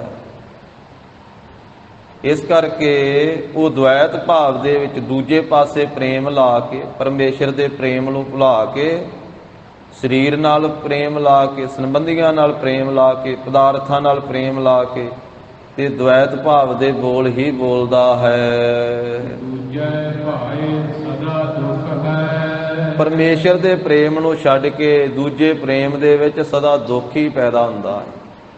ਪਦਾਰਥਾਂ ਦਾ ਪ੍ਰੇਮ, ਪਰਿਵਾਰ ਸੰਬੰਧੀਆਂ ਦਾ ਮੋਹ, ਇਹ ਸਦਾ ਦੁੱਖ ਦਾ ਕਾਰਨ ਹੀ ਹੈ। ਨਿਤ ਨੀਰ ਮਰੁਲੇ। ਕਿਉਂਕਿ ਤਾਂ ਇਹ ਸਫਲਾ ਹੋ ਸਕਦਾ ਜੇ ਪਰਮੇਸ਼ਰ ਵਾਹਿਗੁਰੂ ਦੇ ਸਿਮਰਨ ਭਜਨ ਦੇ ਵਿੱਚ ਰਵੇ, ਫਿਰ ਪਰਿਵਾਰ ਵਿੱਚ ਰਹਿ ਕੇ, ਫਿਰ ਪਰਿਵਾਰ ਦਾ ਪ੍ਰੇਮ ਜਿਹੜਾ ਹੈ ਉਹ ਵੀ ਇਹਦਾ ਸਾਧ ਸੰਗਤ ਜੀ ਸਫਲਾ ਹੋ ਜਾਵੇਗਾ। ਫਿਰ ਇਹਦਾ ਪਰਿਵਾਰ ਵਿੱਚ ਰਹਿਣਾ ਵੀ ਸਫਲਾ ਹੋ ਸਕਦਾ, ਫਿਰ ਪਦਾਰਥਾਂ 'ਚ ਰਹਿਣਾ ਵੀ ਸਫਲਾ ਹੋ ਸਕਦਾ। ਪਰ ਪਰਮਾਤਮਾ ਦੇ ਪ੍ਰੇਮ ਨੂੰ ਭੁਲਾ ਕਰਕੇ ਮਹਾਰਾਜ ਕਹਿੰਦੇ ਦੂਜੇ ਪ੍ਰੇਮ ਵਿੱਚ ਸਦਾ ਦੁਖੀ ਹੁੰਦਾ ਹੈ, ਤੇ ਨਿਤਾ ਪ੍ਰਤੀ ਨੀਰ ਨੂੰ ਹੀ ਵਿਰੋਲਦਾ ਹੈ, ਪਾਣੀ ਨੂੰ ਹੀ ਰਿੜਕਦਾ ਹੈ। ਪ੍ਰਭੂ ਦੇ ਪ੍ਰੇਮ ਨੂੰ ਛੱਡ ਕੇ ਜੋ ਦੂਜੇ ਪ੍ਰੇਮ ਦੇ ਵਿੱਚ ਜੀਵਨ ਦਾ ਬਤੀਤ ਹੋਣਾ ਹੈ, ਇਹ ਇਸ ਤਰ੍ਹਾਂ ਮਹਾਰਾਜ ਕਹਿੰਦੇ ਜਿਵੇਂ ਪਾਣੀ ਦਾ ਰਿੜਕਣਾ ਹੈ। ਪਾਣੀ ਨੂੰ ਜਿੰਨਾ ਚਿਰ ਮਰਜ਼ੀ ਰਿੜਕੀ ਜਾਵੇ, ਮਧਾਣੀ ਪਾਈ ਰੱਖੇ ਪਾਣੀ 'ਚ, ਮਧਾਣੀ ਵਿੱਚੋਂ ਕੁਝ ਵੀ ਨਹੀਂ ਨਿਕਲਦਾ, ਕੋਈ ਮੱਖਣ ਨਹੀਂ ਨਿਕਲ ਲੱਗਾ। ਪਾਣੀ 'ਚ ਮਧਾਣੀ ਜਿੰਨਾ ਚਿਰ ਮਰਜ਼ੀ ਪਾਈ ਰੱਖੇ। ਸਤਿਗੁਰੂ ਕਹਿੰਦੇ ਨਿਤ ਨੀਰ ਵਿਰੋਲੇ, ਜਿਹੜੇ ਇਹ ਇੱਛਾ ਸਹਿਤ ਕਰਮ ਕਰਦਾ ਹੈ, ਸਕਾਮ ਕਰਮ ਕਰਦਾ ਹੈ, ਇਹ ਜਾਣੋ ਕਿ ਨਿਤਾ ਪ੍ਰਤੀ ਪਾਣੀ ਹੀ ਰਿੜਕੀ ਜਾਂਦਾ ਹੈ। ਗੁਰਮੁਖ ਨਾਮ ਧਿਆਈ ਹੈ। ਇਸ ਕਰਕੇ ਜੋ ਗੁਰਮੁਖ ਹਨ ਉਹਨਾਂ ਨੇ ਨਾਮ ਨੂੰ ਧਿਆਉਣਾ ਕੀਤਾ। ਗੁਰੂ ਕੇ ਉਪਦੇਸ਼ ਦੇ ਧਾਰਨੀ ਹਨ ਜੋ ਗੁਰਮੁਖਾਂ ਨੇ ਨਾਮ ਨੂੰ ਧਿਆਉਣਾ ਕੀਤਾ ਹੈ। ਮਤ ਤਤ ਕਢੁੱਲੇ। ਗੁਰਮੁਖਾਂ ਨੇ ਫਿਰ ਮੱਥ ਜੋ ਮੰਥਨ ਕੀਤਾ ਹੈ, ਰਿੜਕਿਆ ਹੈ। ਗੁਰਮੁਖਾਂ ਨੇ ਜਾਣੋ ਕਿ ਦੁੱਧ ਰਿੜਕਿਆ, ਦੁੱਧ ਨੂੰ ਰਿੜਕ ਕਰਕੇ ਤਤ ਮੱਖਣ ਨੂੰ ਕਢੋਲੇ ਉਹਨਾਂ ਨੇ ਕੱਢ ਲਿਆ। ਜੋ ਸ਼ੁਭ ਵਿਚਾਰ ਕੀਤੀ ਹੈ ਨਾ, ਗੁਰਮੁਖਾਂ ਨੇ ਮੰਥਨ ਕੀਤਾ ਹੈ ਮਨ ਦਾ, ਕਿ ਉਹਨਾਂ ਨੇ ਸਿਧਾਂਤ ਰੂਪੀ ਮੱਖਣ ਕੱਢ ਲੈਣਾ ਕੀਤਾ ਹੈ, ਸਤ ਰੂਪੀ ਮੱਖਣ ਕੱਢ ਲੈਣਾ ਕੀਤਾ ਹੈ। ਗੁਰਮੁਖਾਂ ਨੇ ਜੋ ਸ਼ਾਸਤਰਾਂ ਦੀ ਵਿਚਾਰ ਕੀਤੀ ਹੈ, ਧਰਮ ਗ੍ਰੰਥਾਂ ਦੀ ਵਿਚਾਰ ਕੀਤੀ ਹੈ, ਤੇ ਫਿਰ ਉਹਨਾਂ ਨੇ ਤਤ ਜੋ ਅਸਲੀਅਤ ਹੈ, ਜੋ ਨਿਚੋੜ ਹੈ, ਉਹ ਸਿਧਾਂਤ ਰੂਪ ਪਰਮੇਸ਼ਰ ਵਾਹਿਗੁਰੂ ਜੀ ਦੇ ਨਾਮ ਰੂਪੀ ਮੱਖਣ ਨੂੰ ਕੱਢ ਲੈਣਾ ਕੀਤਾ ਹੈ। ਅੰਤਰ ਪ੍ਰਗਾਸ ਘਟ ਚਾਨਣਾ। ਐਸੇ ਗੁਰਮੁਖਾਂ ਦੇ ਅੰਦਰ ਉਹਨਾਂ ਨੂੰ ਸਮਝ ਪੈ ਗਈ ਕਿ ਜਿਸ ਵਾਹਿਗੁਰੂ ਜੀ ਦਾ ਅੰਦਰ ਪ੍ਰਗਾਸ ਹੈ, ਪ੍ਰਗਾਸ ਤਾਂ ਸਾਰਿਆਂ ਦੇ ਅੰਦਰ ਹੈ, ਪਰ ਉਹ ਪ੍ਰਗਾਸ ਗੁਪਤ ਰੂਪ ਦੇ ਵਿੱਚ ਹੈ, ਸਭ ਦੇ ਅੰਦਰ। ਹਰ ਇੱਕ ਦੇ ਵਿੱਚ ਪ੍ਰਮਾਤਮਾ ਦੀ ਜੋਤ ਵਿਆਪਕ ਹੈ। ਤੂੰ ਹਿਰਦੈ ਗੁਪਤ ਵਸਹਿ ਦਿਨ ਰਾਤੀ, ਤੇਰਾ ਭਾਉ ਨਾ ਬੁਝੈ ਗਵਾਰੀ। ਪਰ ਸਾਰੇ ਹਿਰਦਿਆਂ ਵਿੱਚ ਗੁਪਤ ਰੂਪ ਦੇ ਵਿੱਚ ਹੈ। ਗੁਰਮੁਖਾਂ ਦੇ ਪ੍ਰਗਟ ਹੋ ਗਈ ਉਹ ਜੋਤ। ਅੰਤਰ ਪ੍ਰਗਾਸ, ਜਿਸ ਪ੍ਰਭੂ ਜੋਤੀ ਨੇ ਅੰਦਰ ਪ੍ਰਗਾਸ ਕੀਤਾ ਹੋਇਆ ਹੈ ਨਾ, ਉਸ ਵਾਹਿਗੁਰੂ ਜੀ ਦੀ ਜੋਤ ਨੇ ਘਟ ਚਾਨਣਾ, ਗੁਰਮੁਖਾਂ ਦੇ ਘਟ ਹਿਰਦੇ ਦੇ ਵਿੱਚ ਚਾਨਣ ਕਰ ਦਿੱਤਾ ਹੈ। ਹਰ ਲੱਗਾ ਚੁੱਲ੍ਹਾ। ਜਦੋਂ ਸ਼ਬਦ ਨਾਲ ਜੁੜ ਕਰਕੇ ਹਿਰਦੇ ਵਿੱਚ ਚਾਨਣ ਹੋਇਆ ਹੈ, ਫਿਰ ਗੁਰਮੁਖਾਂ ਨੇ ਹਰੀ ਨੂੰ ਲੱਦਾ ਲੱਭ ਲਿਆ, ਟੋਲੇ ਟੋਲ ਕਰਕੇ। ਟੋਲੇ ਕਹੀਏ ਭਾਲ ਕੇ, ਟੋਲ ਕੇ ਭਾਲ ਕੇ ਵਿਚਾਰ ਕੇ ਵਾਹਿਗੁਰੂ ਜੀ ਨੂੰ ਲੱਭ ਲਿਆ। ਲੱਭਣ ਤੋਂ ਭਾਵ ਇਹ ਹੈ ਕਿ ਉਹ ਹੈ ਤਾਂ ਅੰਦਰ ਹੀ ਸੀ, ਗਵਾਚਾ ਤੇ ਕਿਤੇ ਹੈ ਨਹੀਂ ਸੀ। ਗਵਾਚਾ ਤੇ ਜੀਵ ਆਪ ਹੀ ਹੈ, ਪ੍ਰਮਾਤਮਾ ਤੇ ਲੱਭਿਆ ਹੋਇਆ ਭੁੱਲਿਆ ਆਪ ਹੀ ਹੈ। ਵਾਹਿਗੁਰੂ ਅੰਦਰ ਹੈ, ਇਹ ਆਪ ਗਵਾਚਾ ਹੋਇਆ। ਤਾਂ ਮਹਾਰਾਜ ਕਹਿੰਦੇ ਜਿਸ ਵੇਲੇ ਗੁਰੂ ਕੇ ਸ਼ਬਦ ਨੇ ਅੰਦਰ ਪ੍ਰਗਾਸ ਕੀਤਾ, ਫਿਰ ਹਿਰਦੇ 'ਚ ਚਾਨਣਾ ਹੋ ਗਿਆ, ਤੇ ਹਰੀ ਪਰਮੇਸ਼ਰ ਵਾਹਿਗੁਰੂ ਜੀ ਨੂੰ ਅੰਦਰੋਂ ਗੁਰੂ ਕੇ ਸ਼ਬਦ ਦੁਆਰਾ ਹੀ ਟੋਲ ਕਰਕੇ ਲੱਭ ਲੈਣਾ ਕੀਤਾ। ਆਪੇ ਭਰਮ ਭੁਲਾਏ ਦਾ। ਫਿਰ ਗੁਰਮੁਖਾਂ ਨੂੰ ਇਹ ਸਮਝ ਪ੍ਰਾਪਤ ਹੋਈ, ਇਹ ਸੋਝੀ ਆਈ ਕਿ ਪਰਮੇਸ਼ਰ ਵਾਹਿਗੁਰੂ ਜੀ ਦੇ ਹੁਕਮ ਦੇ ਵਿੱਚ ਸਾਰਾ ਵਰਤਾਰਾ ਵਰਤਦਾ ਹੈ, ਹੁਕਮ ਵਿੱਚ ਸਾਰੀ ਖੇਡ ਚੱਲਦੀ ਹੈ। ਜਿਹੋ ਜਿਹੇ ਜੀਵ ਕਰਮ ਕਰਦੇ ਹਨ, ਉਹਨਾਂ ਕਰਮਾਂ ਦੇ ਅਨੁਸਾਰ ਆਪ ਹੀ ਪਰਮੇਸ਼ਰ ਵਾਹਿਗੁਰੂ ਜੀ ਜੀਵਾਂ ਨੂੰ ਭਰਮ ਵਿੱਚ ਪਾ ਕਰਕੇ ਆਪਣੇ ਸਰੂਪ ਵੱਲੋਂ ਭੁਲਾ ਦਿੰਦੇ ਹਨ। ਕਿਛ ਕਹਿਣ ਨਾ ਜਾਈ। ਕੁਝ ਵੀ ਕਿਹਾ ਨਹੀਂ ਜਾ ਸਕਦਾ। ਹੁਕਮ ਵੀ ਕਿੱਡਾ ਵੱਡਾ ਹੈ, ਹੁਕਮ ਦੇ ਬਾਰੇ ਵੀ ਨਹੀਂ ਕੁਝ ਕਿਹਾ ਜਾ ਸਕਦਾ। ਤੇ ਹੁਕਮ ਕਰਨ ਵਾਲਾ ਜਿਹਦਾ ਹੁਕਮ ਚੱਲਦਾ ਹੈ, ਹੁਕਮ ਦੇ ਪਿੱਛੇ ਜਿਹੜੀ ਤਾਕਤ ਹੈ, ਉਹ ਵਾਹਿਗੁਰੂ ਪਰਮੇਸ਼ਰ ਆਪ ਹੁਕਮ ਹੀ, ਹੁਕਮ ਦਾ ਮਾਲਕ, ਉਹਦੇ ਬਾਰੇ ਵੀ ਕੁਝ ਕਿਹਾ ਨਹੀਂ ਜਾ ਸਕਦਾ। ਨਾ ਹੁਕਮ ਦੇ ਬਾਰੇ ਕੁਝ ਕਿਹਾ ਜਾ ਸਕਦਾ ਹੈ, ਤੇ ਨਾ ਹੁਕਮੀ ਦੇ ਬਾਰੇ ਕੁਝ ਕਿਹਾ ਜਾ ਸਕਦਾ। ਕਿਛ ਕਹਿਣ ਨਾ ਜਾਈ, ਕੁਝ ਵੀ ਨਹੀਂ ਕਿਹਾ ਜਾ ਸਕਦਾ, ਕਿਉਂਕਿ ਹੁਕਮੀ ਵੀ ਏਡਾ ਵੱਡਾ ਹੈ, ਉਹਦੇ ਬਾਰੇ ਕੁਝ ਕਥਨ ਹੀ ਨਹੀਂ ਕੀਤਾ ਜਾ ਸਕਦਾ। ਸਭ ਕਥਨੀਆਂ ਛੋਟੀਆਂ ਪੈ ਜਾਂਦੀਆਂ, ਹੌਲੀਆਂ ਪੈ ਜਾਂਦੀਆਂ। ਤੇ ਹੁਕਮ ਵੀ ਏਡਾ ਵੱਡਾ ਹੈ, ਹੁਕਮ ਦੇ ਬਾਰੇ ਵੀ ਕੁਝ ਬਿਆਨ ਨਹੀਂ ਕੀਤਾ ਜਾ ਸਕਦਾ। ਹੁਕਮ ਦੇ ਵਿੱਚ ਸਾਰੀ ਖੇਡ ਚੱਲਦੀ ਹੈ, ਹੁਕਮ ਦੇ ਵਿੱਚ ਸਾਰਾ ਵਰਤਾਰਾ ਵਰਤਦਾ ਹੈ। ਪਰ ਹੁਕਮ ਮਹਾਰਾਜ ਕਹਿੰਦੇ ਓਨਾ ਕੀ ਜੀਵ ਸਮਝ ਸਕਦਾ ਜਿੰਨਾ ਵਾਹਿਗੁਰੂ ਸਮਝਾ ਦਿੰਦਾ ਹੈ। ਪਰਮੇਸ਼ਰ ਆਪ ਹੀ ਜਿਹਨੂੰ ਸਮਝਾਉਂਦੇ ਆ ਉਹਨੂੰ ਸਮਝ ਪੈਂਦੀ ਹੈ। ਉਂਝ ਹੁਕਮ ਵੀ ਕਹਿਣ ਕਥਨ ਤੋਂ ਬਾਹਰ ਹੀ ਹੈ। ਜਿਸ ਹੁਕਮ ਦੇ ਵਿੱਚ ਸਭ ਕੁਝ ਹੋ ਰਿਹਾ ਹੈ, ਉਹ ਹੁਕਮ ਬਿਆਨ ਨਹੀਂ ਕੀਤਾ ਜਾ ਸਕਦਾ। ਹੁਕਮੀ ਹੋਵਣ ਆਕਾਰ, ਹੁਕਮ ਨਾ ਕਹਿਆ ਜਾਈ। ਹੁਕਮੀ ਹੋਵਨ ਜੀ, ਹੁਕਮ ਮਿਲੈ ਵਡਿਆਈ। ਹੁਕਮੀ ਉੱਤਮ ਨੀਚ, ਹੁਕਮ ਲਿਖ ਦੁਖ ਸੁਖ ਪਾਈਆ ਹੈ। ਇਕ ਨਾ ਹੁਕਮੀ ਬਖਸ਼ੀਸ, ਇਕ ਹੁਕਮੀ ਸਦਾ ਭਵਾਈਆ ਹੈ। ਹੁਕਮੈ ਅੰਦਰ ਸਭ ਕੋ ਬਾਹਰ, ਹੁਕਮ ਨਾ ਕੋਇ। ਨਾਨਕ ਹੁਕਮੈ ਜੇ ਬੁੱਝੈ, ਤਾਂ ਹਉਮੈ ਕਹਿ ਨਾ ਕੋਇ। ਜੇ ਕੋਈ ਹੁਕਮ ਨੂੰ ਬੁੱਝ ਲਵੇ ਤੇ ਹਉਮੈ ਦੇ ਬੋਲ ਨਾ ਕਹੇ। ਤੇ ਹੁਕਮ ਬੁੱਝਿਆ ਵੀ ਆਪਣੇ ਆਪ ਨਹੀਂ ਜਾਂਦਾ। ਹੁਕਮ ਬੁੱਝਦਾ ਵੀ ਉਹ ਆ ਜਿਹਦੇ ਤੇ ਵਾਹਿਗੁਰੂ ਜੀ ਆਪ ਕਿਰਪਾ ਕਰਕੇ ਜਿਸ ਨੂੰ ਬੁਝਾਉਂਦੇ ਆ, ਜਿਸ ਨੂੰ ਸਮਝਾਉਂਦੇ ਆ, ਉਹੀ ਹੁਕਮ ਨੂੰ ਸਮਝਦਾ। ਆਪਣੇ ਹੱਥ ਦੇ ਨਾਲ, ਆਪਣੇ ਯਤਨ ਦੇ ਨਾਲ ਹੁਕਮ ਸਮਝਿਆ ਨਹੀਂ ਜਾਂਦਾ। ਤੋ ਮਹਾਰਾਜ ਸਾਹਿਬ ਜੀ ਕਹਿੰਦੇ ਵੀ ਜਿਸ ਨੂੰ ਆਪ ਵਾਹਿਗੁਰੂ ਜੀ ਜਣਾਉਂਦੇ ਉਹੀ ਜਾਣਦਾ। ਜਿਸ ਨੂੰ ਤੂੰ ਜਾਣ ਆਏ ਹੈ ਸੋਈ ਜਨ ਜਾਣੈ, ਹਰ ਗੁਣ ਸਦ ਹੀ ਆਖ ਵਖਾਣੈ। ਉਹ ਜੀ ਫਿਰ ਹਰੀ ਦੇ ਗੁਣਾਂ ਨੂੰ ਸਦਾ ਹੀ ਕਥਨ ਕਰਕੇ ਵਿਖਿਆਨ ਕਰਦਾ ਹੈ। ਤੇ ਉਹ ਕਹਿੰਦਾ ਹੈ ਵੀ ਪਰਮੇਸ਼ਰ ਆਪ ਹੀ ਆਪਣੇ ਹੁਕਮ ਦੇ ਵਿੱਚ ਆਪੇ ਭਰਮ ਭੁਲਾਏ ਦਾ ਕਿਛ ਕਹਿਣ ਨਾ ਜਾਏ। ਕੁਝ ਵੀ ਕਿਹਾ ਨਹੀਂ ਜਾ ਸਕਦਾ। ਕੀ ਕਹੀਏ, ਕੁਝ ਵੀ ਨਹੀਂ ਕਿਹਾ ਜਾ ਸਕਦਾ ਹੈ।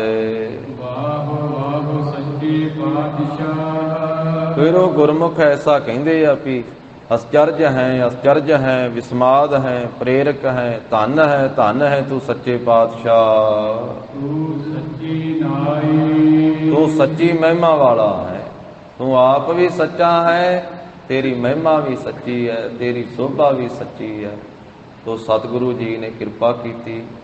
ਇਹ 17ਵੀਂ ਪੌੜੀ ਸ਼ਲੋਕਾਂ ਦੇ ਸਹਿਤ ਅੱਜ ਦਾ ਪਵਿੱਤਰ ਉਪਦੇਸ਼ ਗੁਰੂ ਜੀ ਨੇ ਬਖਸ਼ਿਆ। ਮਹਾਰਾਜ ਸਾਹਿਬ ਜੀ ਕੀ ਅਗਾਧ ਬੋਧ ਬਾਣੀ ਕੀ ਵਿਚਾਰ ਸਾਂਝੀ ਕਰਦੇ ਹਾਂ। ਹੋਈਆਂ ਭੁੱਲਾਂ ਚੁੱਕਾਂ ਦੀ ਸਤਿਗੁਰੂ ਜੀ ਗੁਰ ਸੰਗਤ ਜੀ ਖਿਮਾ ਦੇਣੀ। ਦੇਹੋ ਸੱਜਣ ਅਸੀਸ ਅੜੀਆਂ, ਜਿਉ ਹੋਵੈ ਸਾਹਿਬ ਸਿਉ ਮੇਲ। ਆਪੇ ਭਰਮ ਭੁਲਾਏ ਦਾ ਕਿਛ ਕਹਿਣ ਨਾ ਜਾਈ। ਵਾਹ ਵਾਹ ਸੱਚੇ ਪਾਤਸ਼ਾਹ, ਤੂੰ ਸੱਚੀ ਨਾਈ। ਵਾਹਿਗੁਰੂ ਜੀ ਕਾ ਖਾਲਸਾ, ਵਾਹਿਗੁਰੂ ਜੀ ਕੀ ਫਤਿਹ।